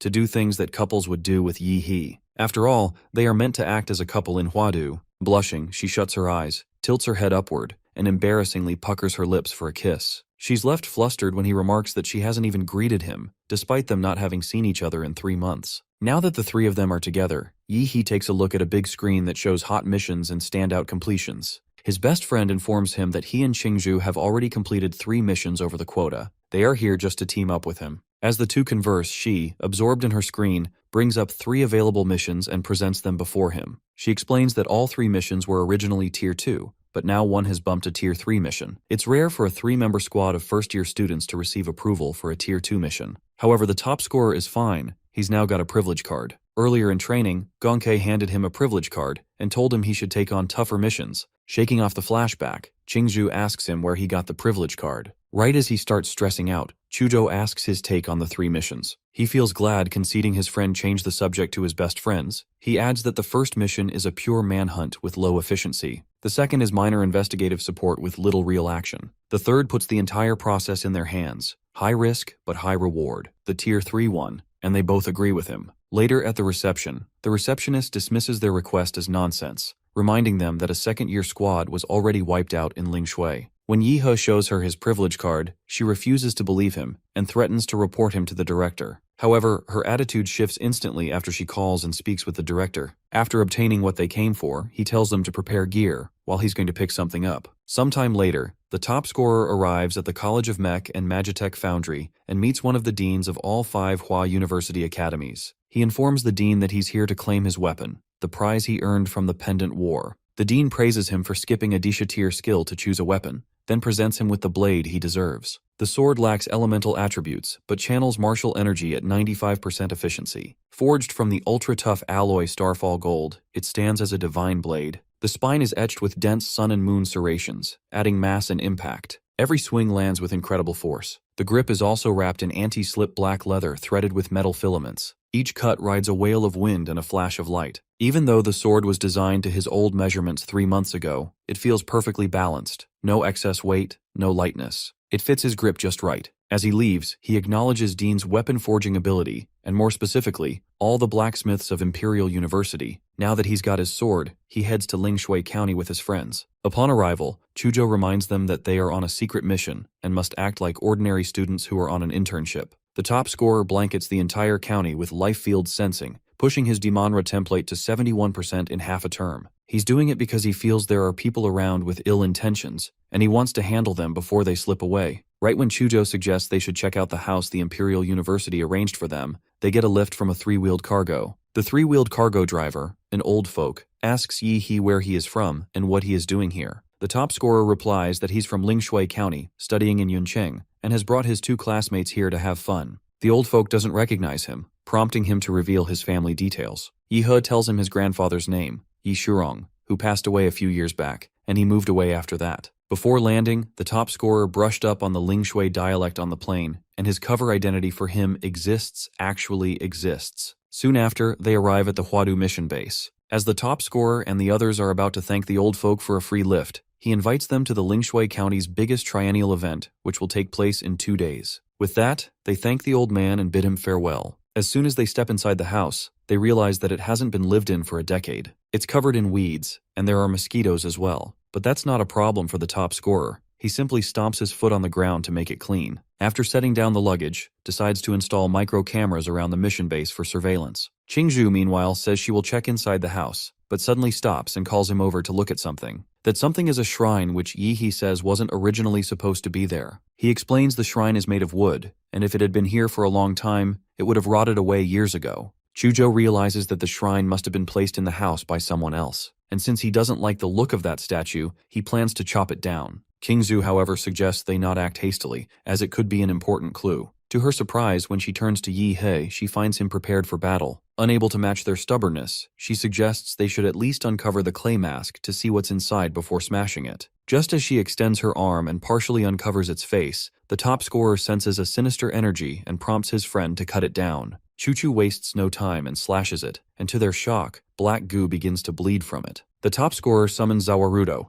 and with its assistance, the nonchalant martial arts it manages to seal it. Meanwhile, Qingzhu starts to get tainted by the statue's psychic energy, and to break her free from its influence, her counterfeit fiancé channels some pure martial energy into her. With the earlier wave of terror gone, her body feels warm inside. From how it appears, all the Ling Shui anomalies are tied to this strange clay statue. Thinking they have made their first real breakthrough in the investigation, he tells them to wait there while he goes to take care of something. Earlier, when they got off the tricycle, Yi He tagged the old driver with a radiation marker. He believes that with the right timing, he can draw him in. Elsewhere in Lingshui County, at the Jinshan Buddhist temple, a monk greets the old driver, addressing him as a benefactor, and escorts him to where the abbot is waiting. Soon enough, they stand before the abbot, and the monk informs him that the benefactor has met the blessing standard and also has something to report. The abbot asks the old man about his intentions and why he came so suddenly. Suddenly, one of the monks, a lizard-like beast, senses the presence of someone other than the old man. Just as it is about to attack the old man, believing he's the traitor, Yi He descends from the sky and falls onto his face, distorting it entirely. Luckily, he wasn't tainted by the splashes, thanks to Zawarudo, who keeps the gunk outside. After he provokes the enemy, all the other Buddha statues in the temple come to life and launch their attacks at him. However, Zawarudo jumps to the front and blocks the enemy's strikes, though he still ends up being crushed. With the enemy now targeting Yi he hides his spatial ring and summons his sword, Starfall Cleaver. His sword gives him a clear advantage in the fight, but the challenge escalates when the Buddhas begin firing lasers from their eyes. Nevertheless, he dodges the slow beams and cuts through the rest of the enemies, including the old driver. From the very start, his life field sensed no vitality from the two bodhisattvas. He's now convinced that those weren't living things. What baffles him more is how a remote place like Lingshui County could have such advanced constructs. He wonders if the answers lie behind the door where the abbot is, and then commands Zawarudo to force the door open. Once the path inside opens, he walks in and discovers a giant Buddha within. Noticing no one around, he calls out for the enemy to come out of their rat hole. In no time, a monk appears and tells him the temple holds no grudge against him,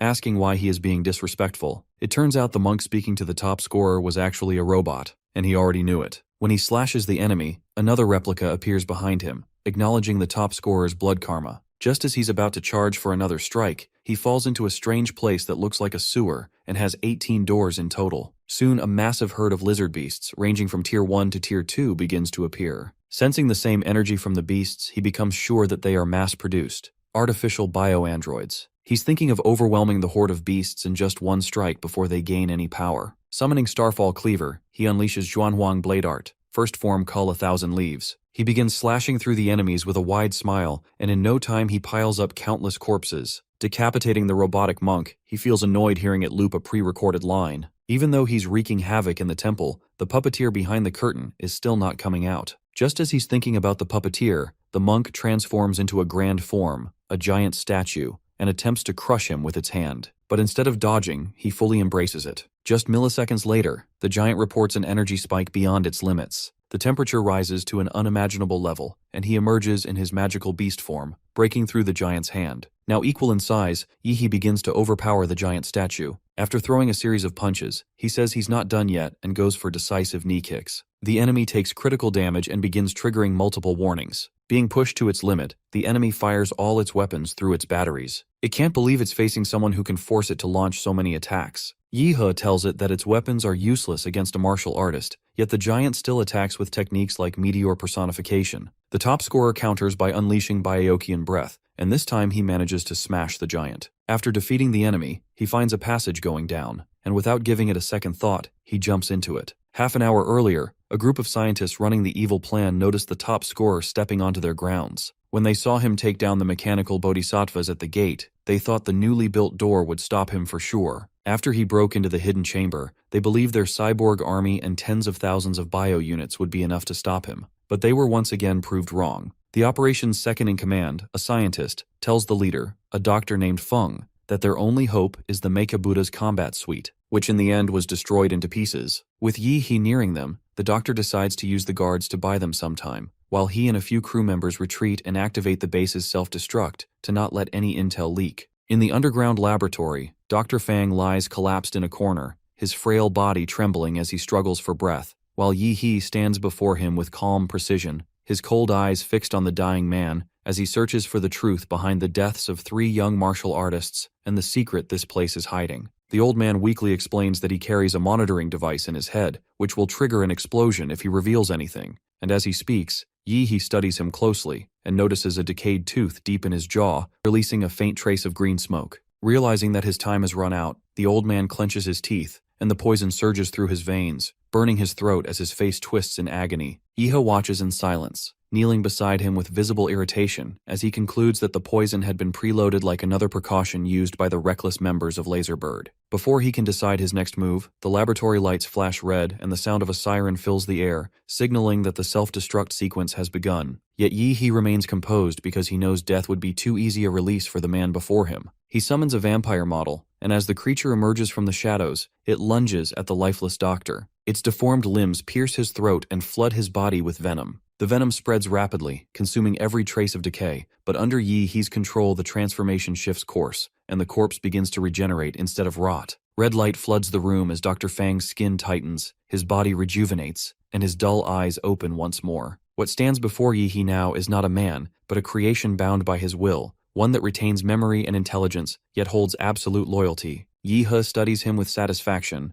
knowing he has achieved what he calls a perfect bloodline because the creature in front of him is immune to light, resistant to destruction, and completely obedient. Dr. Fang's old life fades into nothing as Yihe instructs him to recall when the city was first infiltrated, and the command takes hold immediately. A blue glow spreads across their eyes as their consciousness connects.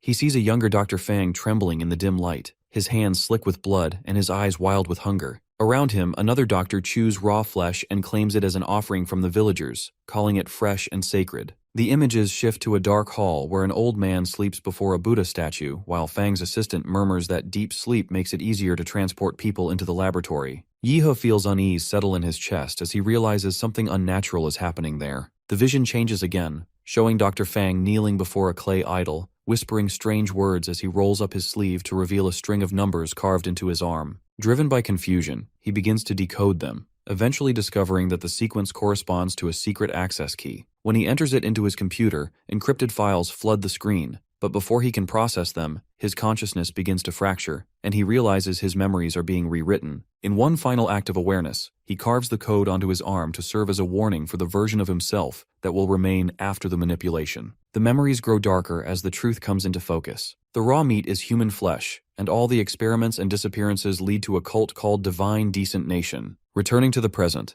Yihe finally understands the full scope of the corruption. The cult has infiltrated the Laserbird facility and turned its scientists and workers into hollow shells stripped of will. Dr. Fang, now kneeling before him in submission, confirms this, explaining that the organization erased their minds and converted them into obedient vessels. Yihe's anger rises as he looks at the doctor's pale face and recognizes the three young martial artists among the victims of these experiments. In the flow of recovered memories, he sees how Dr. Fang's pursuit of progress twisted into obsession. The man who once dreamed of enhancing human potential had instead opened the door to forces beyond control. Through Fang's final memories, Yihe learns that everything began with an ancient relic carrying a parasite known as Emotai, a living organism that invades the mind and feeds on human will. It spreads quietly, and as it grows, it drives people to cannibalism and endless sleep, reducing entire villages to offerings that nourish a greater power. Fang once believed his own cruelty to be unmatched, but compared to the cult, he was insignificant. The Divine Decent Nation had gone further, sacrificing an entire city to feed their god.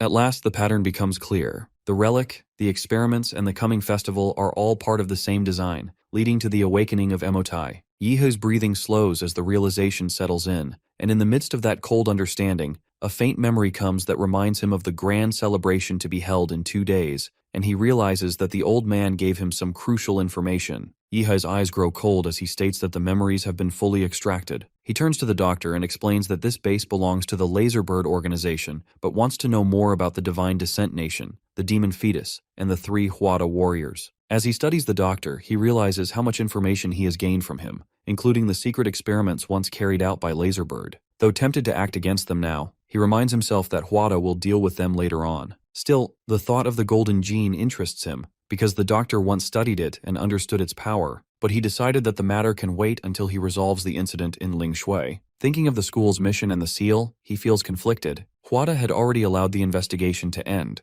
but the reward means little to him now, and he decides that he will claim the results of the Divine Descent Nation's prize for himself. After some thought, he orders Dr. Fang to hide in Lingshui. He will provide his blood and have it mixed into the water system to maximize infection. The doctor laughs, calling him mad. Yet he explains calmly that the people of Lingshui have already reached the 4th stage of pollution and cannot return to normal. He intends to control them and later, if possible, restore them to their former lives. At least under his control, they will not harm others again. When Yi He returns to Old House, he brings food from Ling Shui. Lu Qingju and Su Hao hesitate when they see it, and Yi He immediately understands that they have guessed its origin. Su Hao trembles as he explains that they have found signs of cannibalism among the people. Yi He only smiles quietly, knowing they are close to the truth. He tells them everything, and Lu Qingju rises in anger, shocked that an illegal experimental base could exist for years beneath Ling Shui. Su Hao grows pale and says that even a large biotechnology company has fallen to the corruption here. Lu Qingju insists the threat is beyond level 3 and that they should call Huada for help, but Yi He refuses, knowing it would cost him his credit. Almost crashing out, he assures them that the mission is dangerous but manageable,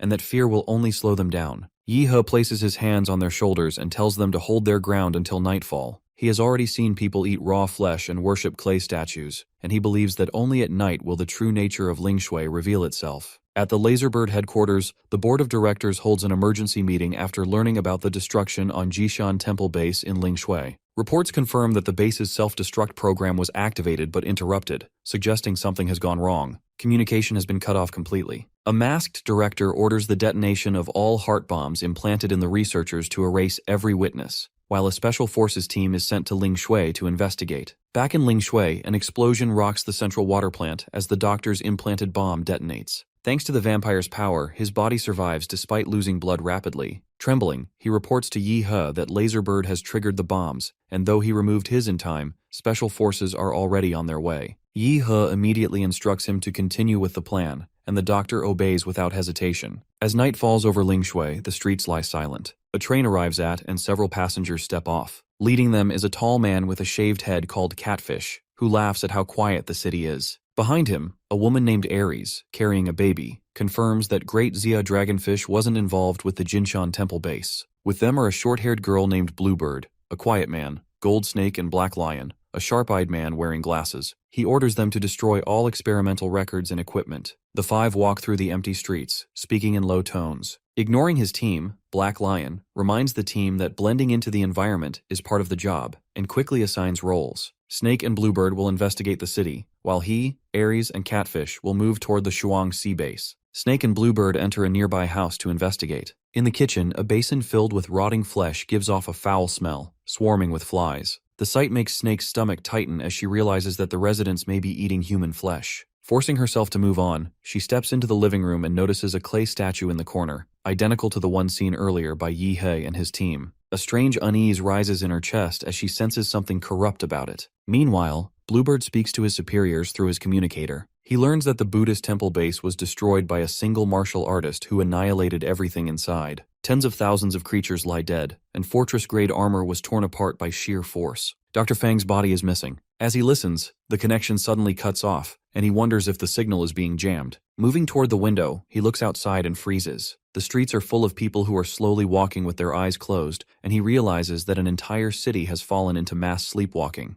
and now they are surrounding them. Goldsnake realizes his position has been exposed and instinctively steps back, but before he can issue a signal, a blade drives through his abdomen. The attacker is Bluebird, the one he trusted most, whose eyes now emit an unnatural light as dark energy gathers around her body. The strike confirms that her will has been overtaken, and when Goldsnake traces the source, he finds a statue placed beside the deity's talisman, which is a relic identical to those once uncovered in the ancient ruins of Yuan, where ritual objects were said to enslave minds. At the same time, on the bell tower overlooking Ling Shui County, Yi He studies the moon, noting that its size and brightness distort the natural order, and he concludes that the anomaly connects to the incidents of collective sleepwalking reported across the city. He sends instructions to his team to move toward the southeastern sector, where the concentration of sleepwalkers is highest, before vanishing to verify himself. Goldsnake wakes later tied to a tree. His vision clears slowly, and he sees Bluebird bound beside him. Below, a crowd has gathered. The people stare upward without expression, their mouths open and their bodies trembling. When he calls out, they do not react. Their silence tells him they are no longer conscious, and he realizes they have lost control completely. A bell rings through the air. The sound spreads across the forest, and the moon above grows larger as its light brightens until it covers the entire area. Under that light, the villagers begin to move. Their limbs shake, and then they start climbing onto one another, forming layers. The moonlight pulls them upward, and soon their bodies create a column that rises toward the sky. The wooden pillar holding Goldsnake and Bluebird is lifted with them, raising both higher as the tower expands. At Buddha Temple, Captain Black Lion grows uneasy. He has received no signal from either agent since their last report. The silence and the recent attack on Lingshui base suggest the two events are connected, so he orders the team to move out immediately. But outside, the team stops as soon as they look up. The clouds have vanished. The moon is larger and brighter than before, almost touching the horizon. Ares points toward the distance, where a silver beam of light shoots down from the moon and strikes the ground in Lingshui County. The light does not fade or spread. It stays fixed like a bridge between the sky and the earth. Black Lion studies the beam and realizes this is not a natural event. The destruction of Lingshui base may have been part of the same operation leading to this moment. He orders his team to move toward the light. They follow narrow streets until Black Lion senses movement ahead. He rushes forward, attacking with his blade, but before the strike lands, a spinning black umbrella blocks it. The weapon hits the barrier and rebounds with force, cutting a mark in the wall. Black Lion steadies himself and recognizes that the umbrella is a high-level tool, not ordinary gear. A figure steps out from the mist holding it. Her motion is smooth and deliberate. The air around her stills. She closes the umbrella and stands before them. Black Lion watches her closely. Her appearance and manner confirm she is not local. The timing and location leave no doubt. She is connected to the Lingshui base incident. Across the field, the veteran hunters see through their movements. They realize the two are stalling for reinforcements. Uneasy, they prepare to finish it fast, deciding to kill within seconds. Su Hao raises his sword and summons a pillar of ice. He stays alert, waiting for an opening. One of the enemies, a large man, charges at Lu Qingju with a cruel grin. He mocks her beauty, his words dripping with malice. Lu Qingju senses his power and braces for impact, but Su Hao reacts first. He sweeps his hand, forming an ice path that sends the attacker flying.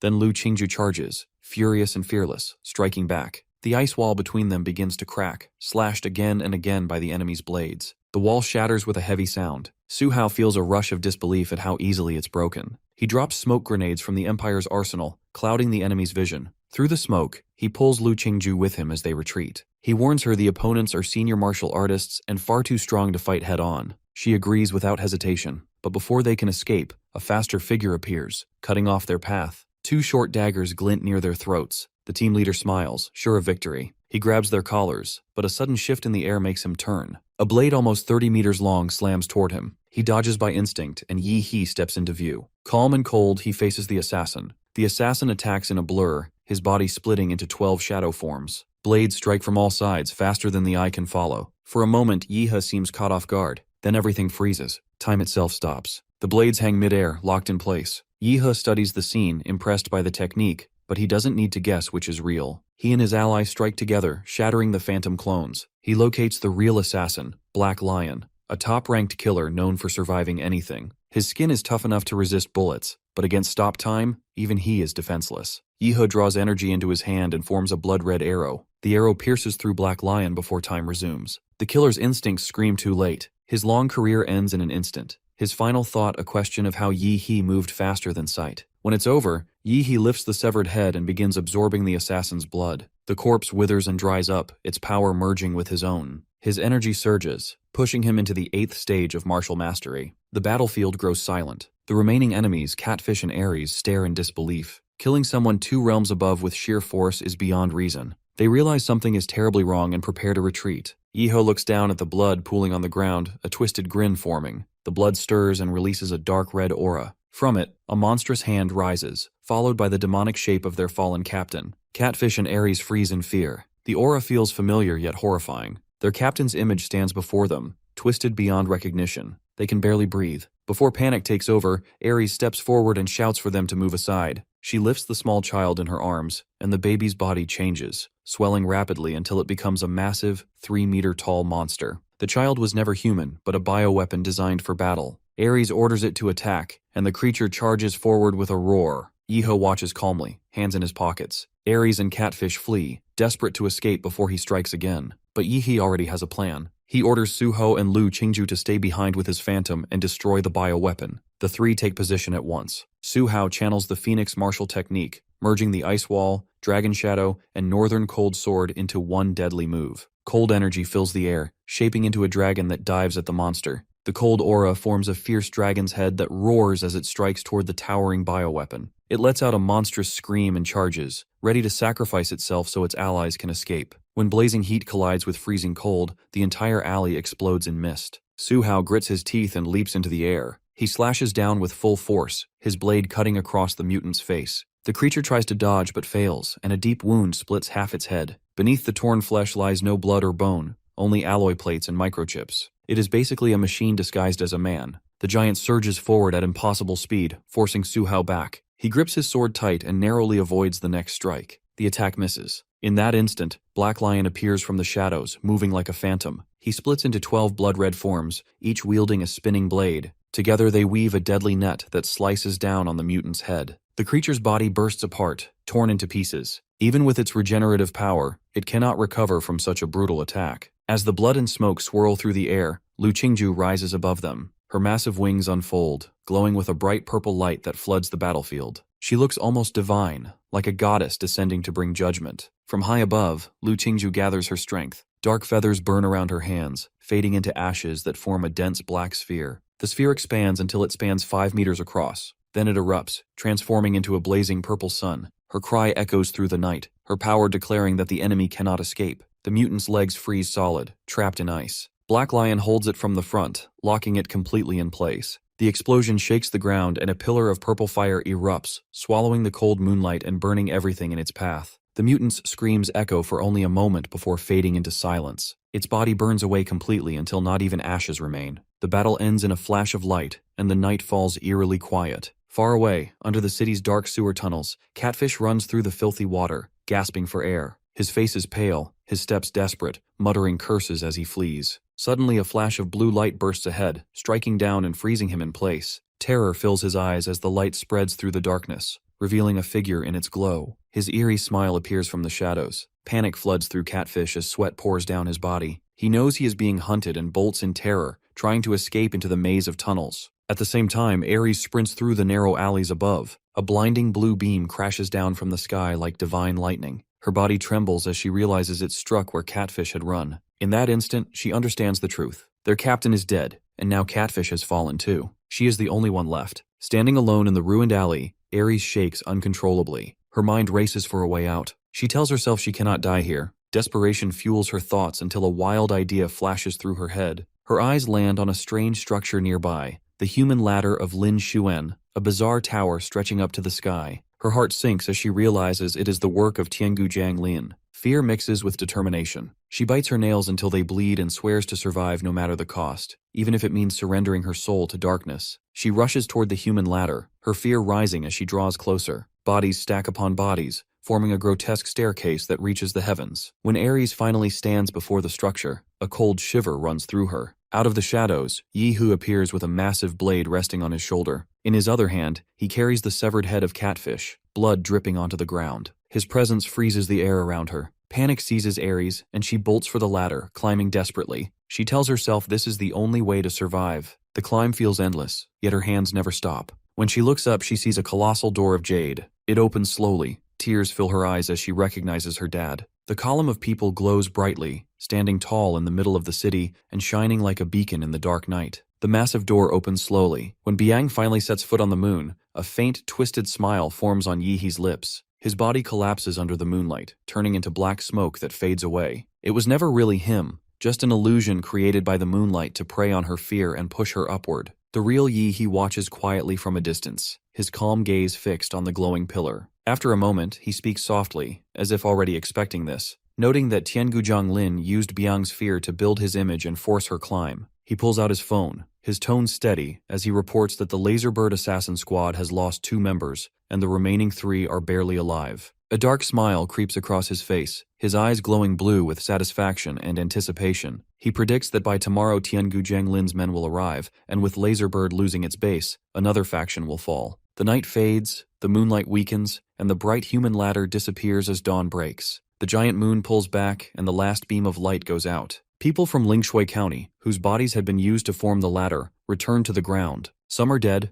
others alive, and some walk as if nothing happened, their faces calm and eyes closed. Yet their life force has been drained, leaving them as empty shells quietly heading home. In the cold morning breeze sweeping over the rooftops, Yihei, Suha, and Lu Qingju watch from afar. Qingju's voice carries doubt as she questions the strange mission. Yihe gives a calm smile, his eyes still on the crowd below, and says he has a plan. He adds that they are not alone, mentioning a capable ally who works in secret. Suha hesitates, his expression tightening as he considers the possibility. He believes Yi he must come from power, either the hidden heir of a great figure or a young master sent to train among mortals. If that's true, the hidden ally could be a secret guardian. Before he can think further, Yi He's aura bursts out, filling the air with dark energy as his voice echoes, calling both of them to action. Dark mist spreads across the ground, twisting into illusions that crawl through the alleys and over the rooftops like spirits breaking free. In the middle of it all, Yi He commands them to destroy every clay statue in the city. Suha moves instantly, merging into the ghostly swarm. Lu Qingzhe lingers, unsure, her eyes locked on Yi He. Noticing her hesitation, he calls her name, and she startles slightly before giving a small, trusting smile. She tells him to rely more on his team instead of carrying everything alone. Yi He turns and walks toward the hidden base beneath the Jinshan temple. Inside, the mad scientist greets him with deep respect. Yi He cuts him off coldly, ordering him to prepare for battle. He steps into a dark pit filled with heaps of failed biochemical bodies. The doctor explains that all the artificial beings once defeated have been gathered here. Our boy is aware of this, pleased with the number, and shouts powerfully. His body erupts in thick black smoke as a giant skull forms behind him, glowing with energy. He suppresses the lightning within him to avoid harming the bodies nearby. From the smoke, a massive figure begins to form, tearing open its chest to reveal a huge beating heart. Blood gushes out, pouring into the pit and soaking the dead bodies. Their eyes flicker with life as their flesh starts to heal. Yi He watches as they transform into a resurrected army. Their eyes glow red, filled with rage and power. He orders the doctor to use the vampire virus to awaken them and enhance their strength. Each will be able to transform into a giant immortal soldier bound to his command. The doctor works quickly, controlling a swarm of tiny mechanical mosquitoes carrying vampire blood. They scatter toward Lingshui County, entering every home. Yi He smirks, saying that the warmth they bring is his own. He then orders the doctor to restore the Great Buddha mechanical armor, even if only partially, to make it usable again. The doctor laughs and agrees without question. Satisfied, Yi He lifts his hand with a cold smile and says that everything on their side is going as planned. Now he wants to see how Tiangu Jianglin will respond. Meanwhile, another force moves toward Lingshui County. A convoy speeds down the highway, marked with the emblem of Tiangu Jianglin, the ancient sect that rose when the secret realms first opened. Their leader, a mysterious pope, once gained immense power from those ruins. He used the artifact Divine Embryo, a dark relic that consumes body and soul, to build his cult into a growing empire. Their belief is that Divine Embryo will become a vessel for the divine and lead humanity into false salvation. The bishop's cold voice echoes as he says this land will soon belong to their faith. As the vehicles pass the fertile plains, his eyes burn with greed and conviction. These cultists may lack refined martial skill, but their dark methods are unmatched. They believe that through sacrifice and blood, Divine Embryo will awaken, and the divine realm will descend upon the mortal world. The dreadful moment is now drawing near. Inside, a bishop speaks solemnly about the land ahead, where their great patriarch once unleashed a divine calamity 4 years ago. A deputy bishop in a red robe,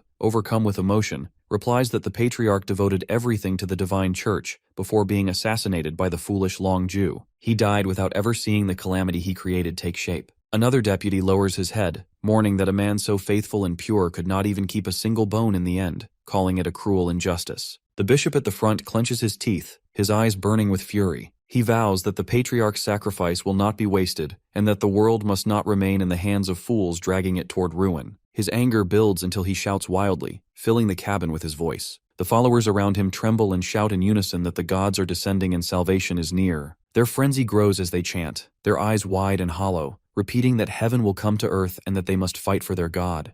By the next night, the moon hangs high with an eerie light. 2 dark holes stare down like the eyes of a demon, smoke curling around them, and the cracks beneath form a twisted smile. As the convoy reaches the edge of the human ladder in Lingshui County, the bishop steps out, his excitement boiling over. He speaks to himself about continuing the divine legacy, removing his hood with pride. Smiling broadly, he recalls that only 2 divine beings had ever been successfully born before, each one causing global chaos with storms, tsunamis, and eruptions that wiped out millions. He remembers the second descent on the Australian continent, where everything vanished into a sea of mist and became known as the Dark Forest Sea, forbidden forever. He lifts his frail hand and cuts his palm, letting blood drip onto a huge demon stone. The blood reacts violently, and waves of dark energy spread outward, forming a massive circle around him. The bishop murmurs that their cult will now welcome a third god. His followers begin to chant, and the ground transforms into a burning ritual field. When the preparation ends, he climbs the human ladder, eyes fixed on the glowing moon, whispering blood spells as he steps on the motionless bodies below. Eventually, he reaches a massive closed gate and bows deeply. His hand, covered in blood, touches a corpse at his feet, and strands of red energy crawl out across the ground. He smiles and offers his blood to the dark power before him. As the gate opens, a blinding white light bursts out, and a voice from deep inside commands him to step forward. He obeys without hesitation, walking slowly through the light until he reaches a silver altar holding a platinum coffin carved with holy symbols. His eyes fix on it as he mumbles in awe. Inside lies the god of plague, sealed there years ago after draining the life from the people of Lingshui County. Now the time of awakening has come. The believers chant faster and louder as blood drips from their hands, filling the air with a heavy scent. The bishop raises his voice and declares that the moment to welcome their deity has arrived. The air vibrates as a powerful energy descends. The cult leader himself appears, walking slowly down the human steps, carrying the platinum coffin as if it were a sacred burden. The followers shout with devotion while he places the coffin at the center of the ritual circle. Standing tall, he raises his arms toward the glowing moon and calls for its power to descend upon him. As the clock in Lingshui County strikes midnight, the sound of 3 bells echoes across the land. The name Yuyen Boros thunders through the air, and the entire county trembles. Souls begin to rise from the bodies of every resident, glowing pale white as they float upward like a swarm of lights. Their lifeless bodies collapse, drained of vitality. The souls gather into thick clouds, forming a vast current that rushes toward the divine light. Then a deafening roar shakes the sky, filling every mind with raw power. Half the glowing souls suddenly turn blue, as if their purity has been tainted. They spin around and rush straight toward the bishop. Panic flashes across his face as he trembles, realizing the ritual has been corrupted. He mutters that the souls have been defiled by the strange roar, and that someone is interfering. Still, the ritual cannot be stopped, and the corrupted spirits pour into the platinum coffin like a raging tide. The bishop screams in frustration as the unclean energy taints the god they have tried to awaken. In that instant, a dark figure appears beside him. It is Yi He, standing calmly with a sharp, cold smile. He says he has been waiting for this moment all along. The bishop turns in shock, his mind blank, unable to comprehend what is happening. Yi He's eyes flash with lightning as a powerful aura fills the space around him. His weapon roars to life, glowing red as faint symbols pulse along its edge. A bright slash cuts through the air, slicing across the bishop's throat in an instant. Yi He charges forward, his blade sweeping through the air in 3 rapid strikes that blend blood and light. The power of his attack distorts the world itself as time seems to split. The bishop collapses before he can breathe his last word. The dark energy around Yi He burns so fiercely that even the shadows recoil. He tilts his head slightly, a faint grin forming as he says with calm finality that what stands before them now is a demon. The pastor gasps for breath, blood spilling from his mouth as his body trembles between life and death. He tries to utter a few last words but can barely speak. Yi He frowns, annoyed that the man is still alive, and swings his blade once again and the strike cuts clean. Standing over the body, he shakes his head, muttering that his opponent was far too weak. That's when from the shadows, a calm voice calls out. Yi He turns sharply, realizing he killed the wrong man. The real bishop steps forward, calm and composed. Removing his hood, his bald head gleams under the moonlight. Introducing himself as Lin Qi, the highest leader of the Xia Kingdom's divine church, he casually mentions that the man Yi he just cut down was only his deputy. He laughs lightly, explaining that in his line of work it's smart to use stand-ins. Yi He clenches his blade, furious. Without another word, he charges forward, striking fast and hard. Lin Qi raises his hand, blocking the attack with an eerie calm. Black energy bursts from his palm, forming dark chains that wrap around Yi He like steel wires, locking him in place. The chains tighten until it feels like every bone in his body is being crushed. Gritting his teeth, Yi He breaks free, summoning his power. A massive rose-shaped spirit appears behind him, radiating violent energy that tears through the darkness. For the first time, Lin Qi looks surprised, staring at the spirit behind Yi He. He asks if Yi He also practices divine arts, but blue lightning already crackles from Yi He's hands, filling the air with light. He sneers that he just wants to end this fight and leave this cursed place. Thunder explodes around him, his body tightening with raw strength. He punches forward, the lightning forming into a dragon that slams straight into Lin Qi. The impact shakes the ground, and Lin Qi is thrown through debris and smoke. When the dust settles, Lin Qi still stands. His body is battered, but dark energy twists around him, mending his broken arm. He lifts his head, calm and arrogant, declaring himself blessed by the gods. Yi He narrows his eyes, muttering that this fight is going to be a pain. Lin Qi begins to chant in a low voice. With each phrase, the cultists around them gather again, surrounding Yi He. Their eyes are wild, their expressions empty. Without hesitation, they raise their blades and stab themselves, blood spraying across the ground. The air thickens with the smell of iron. Yi He watches, disgusted, calling it a pathetic display. But before he can move, he feels something cold crawling through the air. A sound echoes around them like wood cracking. Then a bloody hand bursts through the chest of one of the cultists. The skin rips apart as a twisted creature crawls out. Not human, not demon. Something worse. One by one, the dead bodies split open, releasing more of these creatures. Their horns curve like hooks and their teeth glint like blades. They crawl forward, leaving trails of blood as the ritual completes. Yihe doesn't flinch. He smirks and mutters coldly that these so-called gods are nothing more than monsters pretending to be divine. Yihe raises a hand to cover half his face, observing calmly. He mocks the cultists for offering their bodies to summon demons without care, letting out a short laugh. The summoned creatures reveal their true forms, twisted and bloodthirsty, locking onto him. Blue lightning erupts in the sky, intertwining into currents as Yihe announces that he is unleashing his own forces. The small lizards transform into massive giants, over 10 meters tall, roaring as they surge toward him. The demons charge, but Yihe's giants crush them instantly, turning their bodies to pulp before they can strike. More giants flood the battlefield, their footsteps shaking the ground. The deputy bishop, dressed in red, trembles as he watches. The church leader is dead, and now countless giants appear. He tries to use spiritual vision to locate the leader, but sees only Yi. He's standing by the coffin, targeting Tai. Despite shouting orders, nothing can reach him. Meanwhile, Lu Qingju and Su Ho descend from the sky in awakened states, confronting the deputy bishop. The pastor realizes all of them had planned ahead, assassinating the cult leader, deploying the giant army, and intercepting him, and understands the cult's mission is doomed. As cold air radiates from the coffin, he notes that the entity inside bears a grudge, connected to the position it lost. The system reports that Yihe has gained 5 special divine energy points, as part of the accumulated faith of the ritual, partially absorbed by Emotai to create a body for Noyet Yam. Yihe laughs at the revelation, steps closer, and opens the coffin with disdain, only to find it empty except for a luxurious interior. Confused and annoyed, he calls out, wondering why the deity hides. He summons his great blade, planting it firmly on the ground, and silence falls across the battlefield. The chaos of giants, demons, and battle fades as if the world now revolves only around him. Then a voice reaches him, and he turns to see a giant moon with a sinister smile, and Archbishop Lin Qi approaching, revealing that the moon and space were an illusion. Yihe recognizes him, narrowing his eyes while Lin Qi mocks him, asking if he knows when he fell into the dream.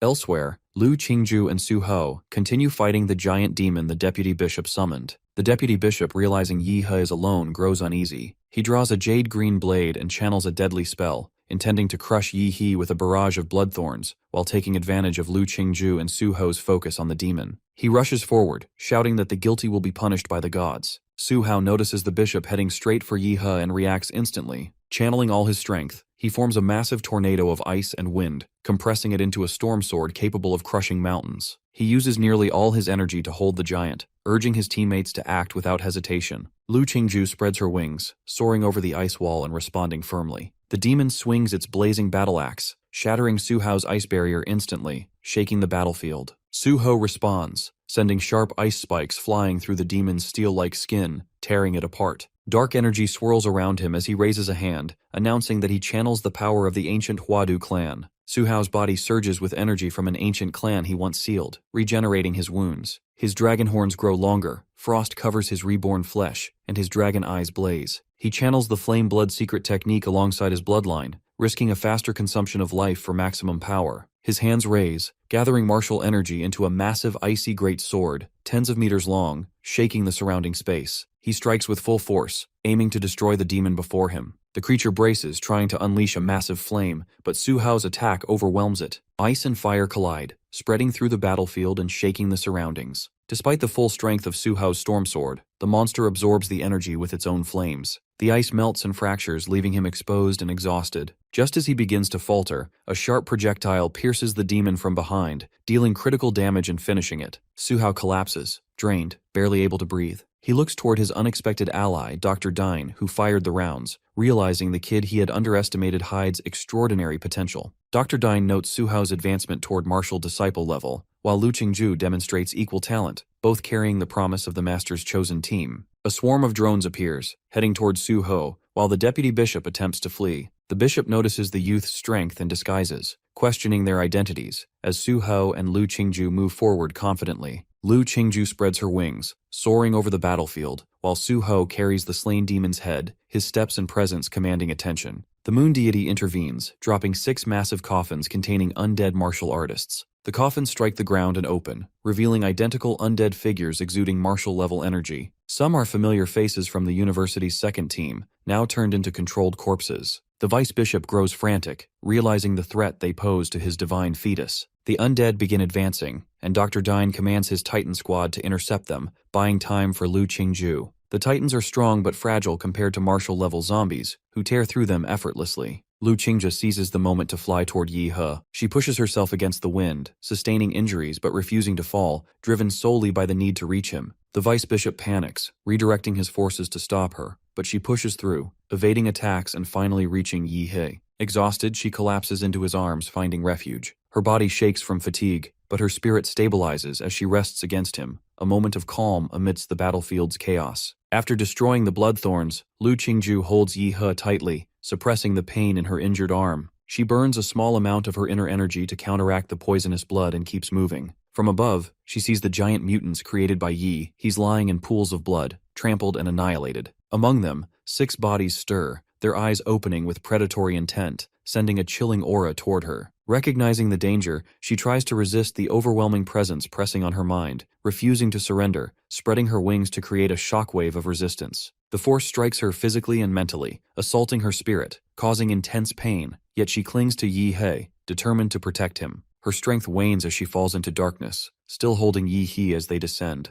Below, 6 monstrous figures wait with elongated, twisted necks and spiked heads to impale them. Just before impact, Yi He awakens, freezing time and halting the spikes. Qinshi regains consciousness, supported by Yi He's shoulder. He reassures her, and she relaxes, letting herself lean completely into his embrace, exhausted but safe. The deputy bishop, enraged, tries to act, commanding 7 martial masters to attack. Yi He quietly channels his power, teleporting Qingju to safety, while confronting the remaining threats alone. In Titan form, he crushes the martial-level undead, moving with overwhelming force, leaving a trail of destruction. The vice bishop experiences hallucinations of repeated death, driven to despair as Yi He's presence dominates the battlefield. His mind and body break under the pressure, leaving him weak and terrified. Yi He continues his assault, towering as a Titan, annihilating all martial-level enemies with crushing strikes. Below, the battlefield is a wasteland of flesh and blood, as his power leaves no room for opposition. Suddenly, the moonlight intensifies, revealing a new figure descending from above. This supreme leader, cloaked in silver moonlight, stands motionless, emanating a terrifying and divine aura. His hair is long and white, his features cold and sharp,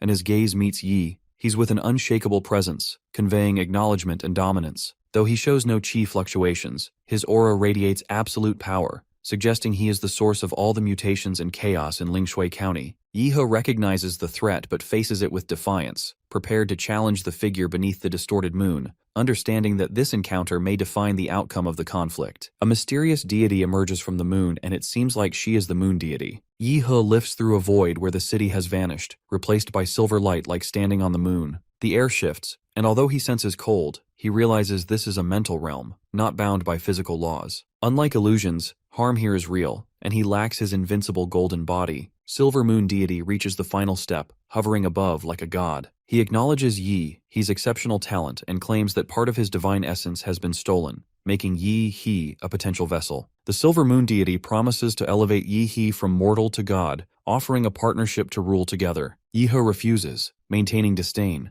declaring that gods exploit the weak and rely on threats when stripped of true power. The Silver Moon Deity remains composed, explaining that even minimal affinity with a mortal is enough to destroy him. He unleashes a surge of black and silver energy, trapping Yi He's body and soul in silver light. Yi He feels the vast gap between God and man as his supergiant body shatters, leaving only a skeletal form suspended in the void. Despite the assault, Yi He's consciousness survives, protected by a talisman controlling his spiritual essence. He anticipated the god's attack, setting a trap using the resurrection energy of the Vampire Queen. The Silver Moon Deity realizes he cannot touch Yi He's soul, enraged, as the mental realm cracks. A colossal blade descends from above, slicing through the void, and the realm collapses. From the breach emerges Chief of the Longquay Division, National Grandmaster Azure Dragon, wrapped in white bandages, blue hair fluttering, wielding a glowing greatsword. Yi He observes silently, satisfied as his plan succeeds, and the divine power he sought can now be seized. The Silver Moon Deity is shocked, questioning whether a human can possess such strength. Grandmaster scrutinizes Yi He,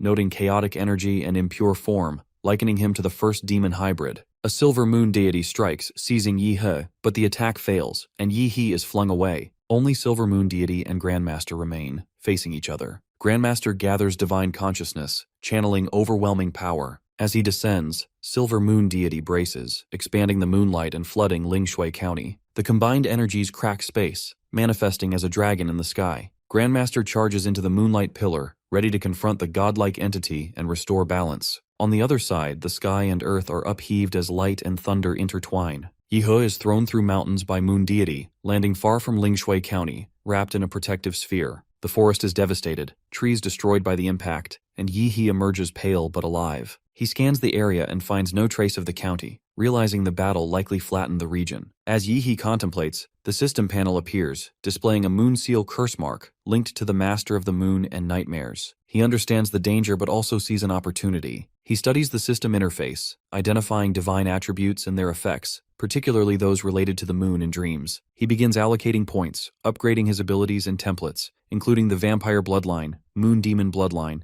and powers that enhance under moonlight. Each upgrade amplifies his combat potential, transforming him into a war god under the full moon while remaining relatively inactive during the day. Yihe tests his strength, striking with explosive force that gouges the ground and scatters wildlife. He observes his improved muscles, reflexes, and nervous system processing speed, acknowledging the full effect of his lunar curse. He notes that he is a key figure in the unfolding events and anticipates the Dragonclaw's interest. He plans to contact Hua University for support, recognizing the importance of allies and resources. He activates bat wings and departs. At Hua University, everything appears peaceful. Yihe meets Principal Shi Jinwen, who welcomes him and commends the squad for completing the Lingshui County mission. The principal assures him that the mission will be publicly presented as Level 4 to avoid shocking others, while internally, the squad receives Level 5 rewards. Yihe nods outwardly but suspects the principal may know about his manipulations. Later, Yihe reviews images of the Lingshui County disaster sent by Dr. Madman, confirming that a massive explosion has destroyed the area and left few survivors. He recalls Moon Deity's words about the moon attack and feels the severity of high-level martial arts threats. Yihe reflects on the need for caution, remembering that the Grandmaster can help seal the Moonmark curse. As he waits,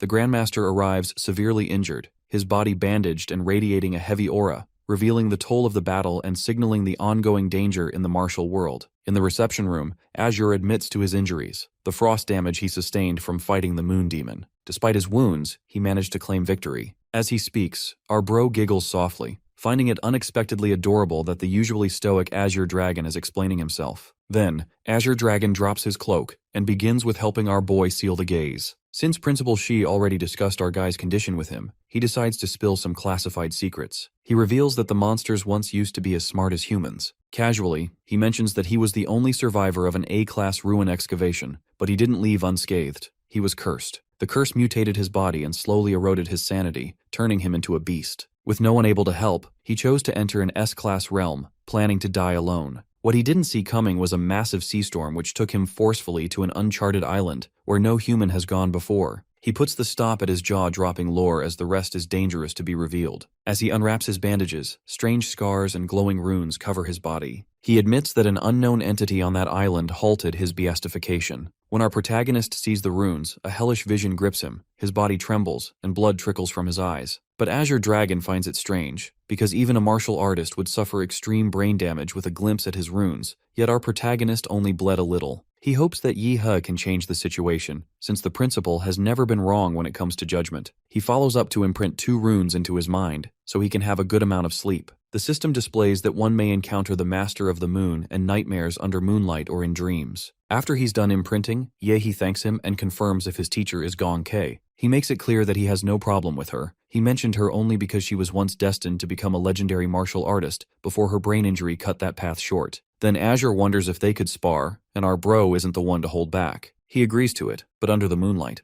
The next thing, the opponents stand in an arena. Azure Dragon urges him to strike first, saying he will only defend using one hand using only his physical power. His challenge is to move him half a step at the very least. If he's successful, he will earn 1 free request for his aid. The second prize being direct admission into Longquay Division 1st Department. The fight begins and our boy unleashes his flaring aura. Azure Dragon is a bit surprised to see that because it's somewhat similar to the Moon's demon. He is doubtful, but in that while, our guy lands his first strike. Azure Dragon is shaken as he's a dense killing intent. Gongka sees from somewhere, unable to decipher how could our guy figure out such a killing intent just with 3 days outside. In a hotel elsewhere, Sword Manor is with a girl, who wonders what got him distracted from her in the sheets. He admits that he sensed a heavy killing aura. He's sure that the university campus felt the surge of it too, though he dismissed it as mere showmanship. The attack obliterates the entire area around Azure Dragon, but what our boy notices is Azure's punch is really simplified compared to his Ashura 3 blades. He realizes Azure deliberately avoided exploiting his weak points. Instead, the dragon chose to meet him head-on, power against power, as if challenging him openly. The thought makes He's heart race.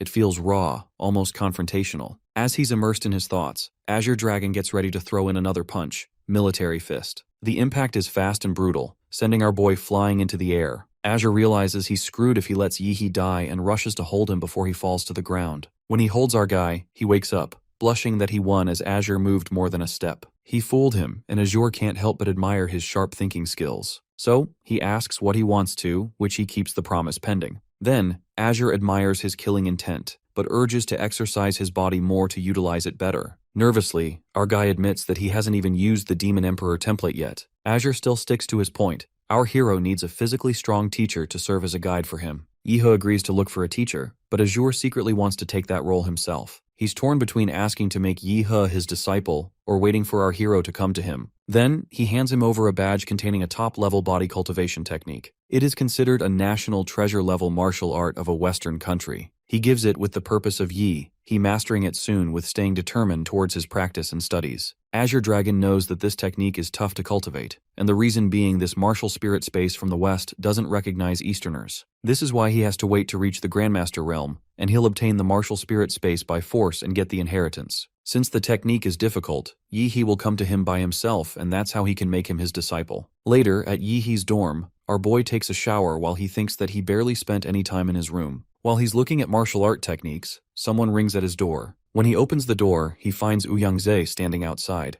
Yihe lets him in, hoping he's not here to recruit him into his club again. Suddenly, Ouyang-Zhe drops to his knees, begging the protagonist to become the president of the Dragon Blood Club. Our guy wonders, since when did this dude become such a loser? But he can't brush off the thought. How did he know that he was back at the dorm? Ouyang-Zhe admits a guy saw him come back, and that infuriates our bro, dragging Ouyang-Zhe for practice. A while later, Ouyang-Zhe is seen with a swollen face. The hero asks what's been going on with the club, and the dude admits that the club is failing, and unless they give some exceptional contribution, the university will cut off the funding. The Dragon Blood Club started off pretty nicely, getting sponsorships, which attracted many students to join. The beginning was virtuous, until it was suppressed by the student union composed of local Hua City people. It happened all because of Xiang Zhuang's leadership. The investors pulled back, commercial value declined, and the company's welfare channels were closed. Seeing the club fail, members began to leave, which made it harder to recruit new ones. Now, the Dragon Blood Club is in crisis. Yihe realizes that the club lost Xiang Zhuang, and everything started falling apart afterward. To suppress Xiang Zhuang, they can't rely on the seniors. They need someone from their own grade, and the only person who fits all the requirements is Yihe. Our guy agrees, though he knows Ouyang's true intention is to have him protect the Dragon Blood Club's assets. So, he urges Ouyang to get straight to the point. Ouyang-Zhe explains the Daxia Recovery Plan, a national operation aiming to rally martial artists from across the country to reclaim the 12 cities and surrounding regions completely overrun by monsters. He adds that other universities will also participate, with their own school taking the lead. Under Yihe's guidance, the Dragon Blood Club will follow official orders. However, Yihe's immediate concern is to remove the surveillance cameras, and Ouyang obeys without question. As Ouyang-Zhe leaves, Yihe realizes how big of a help he has been, and also notices he has great skills when it comes down to business. With his help, he can actually make the club go higher, raising the award template for the future. He then decides to master both of the martial arts templates. On the other hand, Xinchen calls Yan by his name, wondering what's taking Ouyang so long. Yan is deeply offended but also a bit worried because Xinchen is extremely provocative. Yan still informs them that the vice president and the real president will be here soon. Hearing that, Xinchen gets worried. If Yihe is the president he's talking about, he urges Yan to let it go because he thinks Ouyang-Zhe has no chance of a comeback against Zhuang.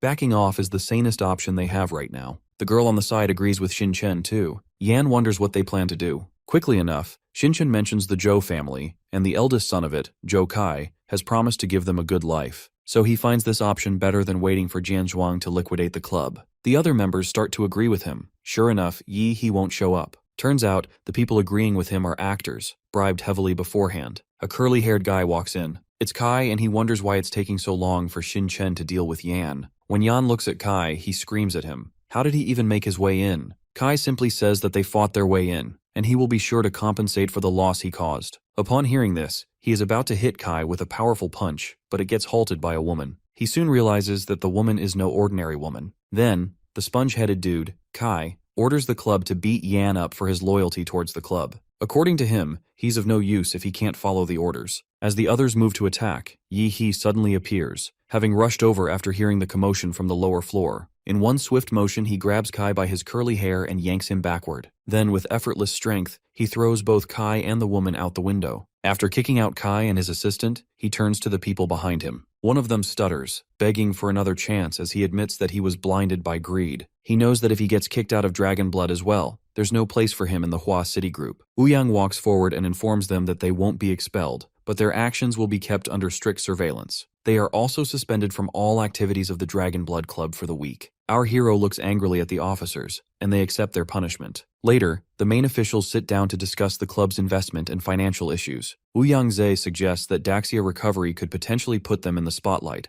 but our guy proposes a more direct solution, defeating the threat of the Dragon Blood Club, Zhang Zhuang. To his disappointment, Ouyang Ze informs him that Zhang Zhuang has entered seclusion to break through to the martial master realm. That news makes him frown, but he quickly comes up with another plan. If he challenges the top experts of the entire university, he can attract more hype, and in turn, more investment. He then inquires about the first Longquay division. Yen explains that it is the strongest martial organization in Daxia. Members of other Longquay divisions are known as Longquay agents, while the first division members are called aces. His determination shows how badly he wants to join it. Yan admits that the first division is only for the strongest. Every year, fewer than 3 imperial graduates are admitted, making it a place all martial artists yearn for. This gives our boy an idea. He orders the Dragon Blood Club's media team to start spreading the word. He gets up and announces, as the president of the Dragon Blood Club and current ace of the Longquay First Division, he issues a challenge to all martial artists below the rank of Grand Martial Master in Hua University. He turns to the officers, wondering if the hype is big enough. Yan can't believe it, considering our boy hasn't even graduated. Yi-he explains that he was directly recruited and didn't need to take any test.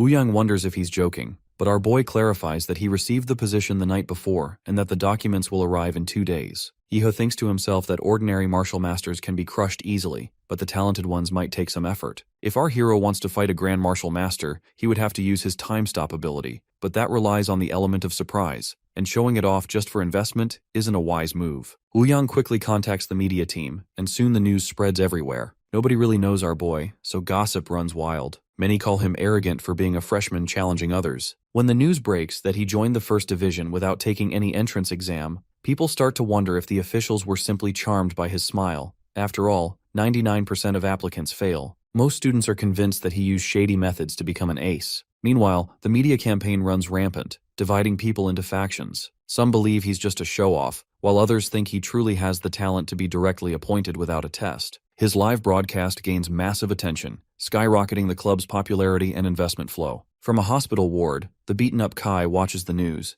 thinking this challenge is a death trap. Still, he's excited. There's a chance his rival might get killed. Finally, the day of the challenge arrives. Our hero makes a grand entrance from a helicopter, leaving the crowd mesmerized. The crowd goes wild when Yi-hee stands in the center of the ring, quietly taking all the cheers and criticism as well. Casually, our boy waits for the first opponent. At the side, Long Tao realizes that this freshman knows how to hype himself up. The man beside this long-faced guy wonders aloud if he'd be going up. That Long Tao guy folds his arms, ready to ride this wave of exposure. Running towards the MC, Long Tao thinks to himself as an internet celebrity, there's no way he can miss the chance to not grab his sky-high traffic. Also, he believes that the first challenger never loses, so if he wins, he'd be famous overnight. Additionally, even if he loses and someone else beats Yi-hee, he plans to step up later and claim that he is the one who exhausted our boy. Thinking all this, Long Tao moves forward. His body is covered in smoke as he yells and announces that he is a martial master of Second Dan. The entire arena shook as both the guys came face to face,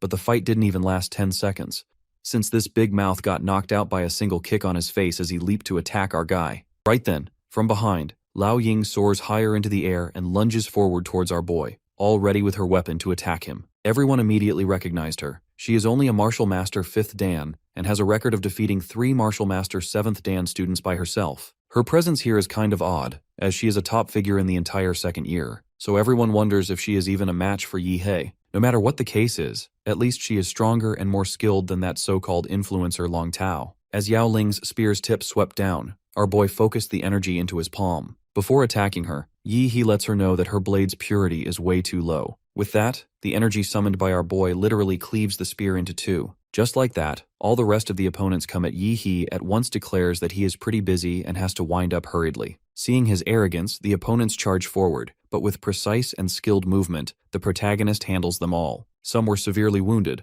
while some were licked flying the moment they came near. Others have their weapons smashed into pieces. At the hospital, Jokai trembles watching all this. He doesn't understand who to send in order to take revenge, because at this rate everyone will get admitted to the hospital. Perhaps his elder brother, Jo Yanting, can handle this very efficiently, but he is a stubborn blockhead who only recognizes reason. So he won't be doing shit to protect his little brother. However, right then, this guy smirks as an idea pops up in his head. Back at the battleground, the guys lying on the ground, all wounded, are ashamed, knowing that this is going to be a highlight on the school's pillar of shame, and whenever someone mentions Yi He, they all will be reminded of this embarrassment. Abruptly, footsteps echoed in the arena, and the whole audience went wild, because Yanging had stepped in. A 9th Dan martial master expert who was in seclusion had come here. This guy is no ordinary martial master. As he has recultivated his realm of perfection, he can even fight and defeat ordinary grand martial masters. Everyone is excited as Jo Yanting inherited the powerful sun-blaze blood of his family. He is so strong that he once couldn't control it and would catch fire, so the family gave him a special suit and training to keep it stable. Stepping forward, the guy very respectfully acknowledges that his brother caused trouble at Yi He's association, so his family will be compensating for all the losses. The protagonist could easily figure out that Yanting is not here for revenge and doesn't even look like a belligerent person,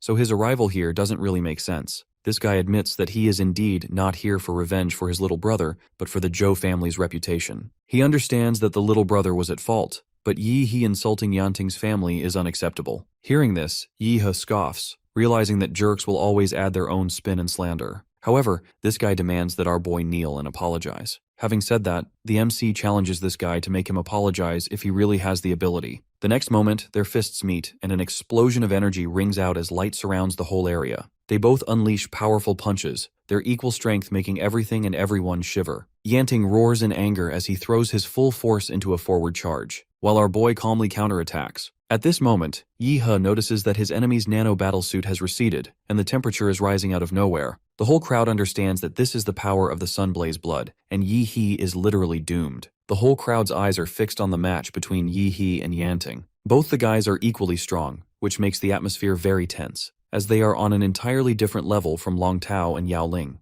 The arena floor has split open as two streams of energy, one nuclear and the other fire, collide with each other. Witnessing this, everyone understands why Yanting is no joke, as he is the only one who is lasting against Yi He. At this moment, our boy unleashes an unexpected move as he transforms into his monster template form, which distracts Yanting. Taking this as an opportunity, Yi He launches a powerful punch, which sends Yanting flying. Catching the sight of this, even the little kids are rooting for their favorite warriors. Gasping and wounded, Yanting wonders how Longqui recruited someone like this, as he finds our MC's attack style barbaric. For a brief moment, he freezes, questioning his own senses as he realizes that Ye Hai is growing bigger. Yi He, standing calm, suggests his enemy be more confident because he indeed is getting bigger. Rather than releasing the humanoid power all at once to form a body outside, he is using the vampire's superior control over its own flesh and blood to slowly release the humanoid power inside his body. In that instant, he transforms into a gigantic form and sends a massive fist crashing down on Yanting. Using this technique, he has gained immense speed and nerve reaction capabilities. Additionally, he increased his physical quality by several times every second. The ground-trembling punch leaves Yanting unable to defend himself, forced brutally onto the arena floor, which splits open. This power makes Yanting realize that this guy is way too terrifying. He always thought that his own bloodline was monstrous, but compared to Yi He, it is nothing. Yanting's bones can literally no longer withstand our boy's power, and it seems that he will need to recultivate once again.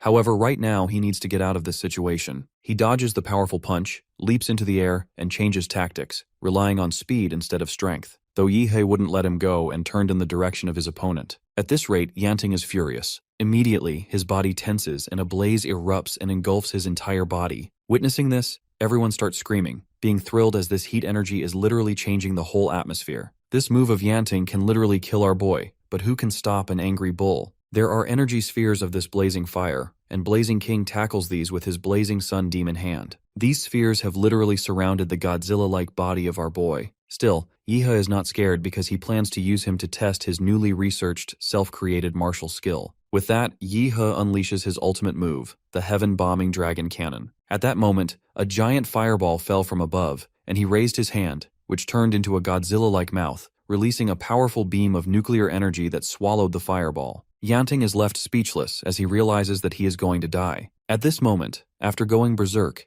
Yihe comes back to his original form, scratching his head as a figure appears in front of him, reminding him that he has gone too far this time. The principal descended, arriving in time to rescue Yanting. The oldie was on his way to see this amazing fight but ends up finding all of this. Chuckling foolishly, Yihe states it can't be helped. Without the principal on stage, the tournament feels less important, so he asks the principal to help him just this once. Sighing, the principal realizes that Yihe was messing with his teacher Gong Kei, who always called him dull. Thus, now he decides to personally support his tournament and announces if anyone still wants to challenge Yihe. Witnessing all this destruction and the protagonist's powers, no one even dares to say a word, and just like that, the principal declares our boy as a winner. Yihe stands proudly as the announcement echoed through the arena, declaring Yihe the winner, who has single-handedly challenged all the martial masters of the school, an event that will forever make his name legendary at Imperial University.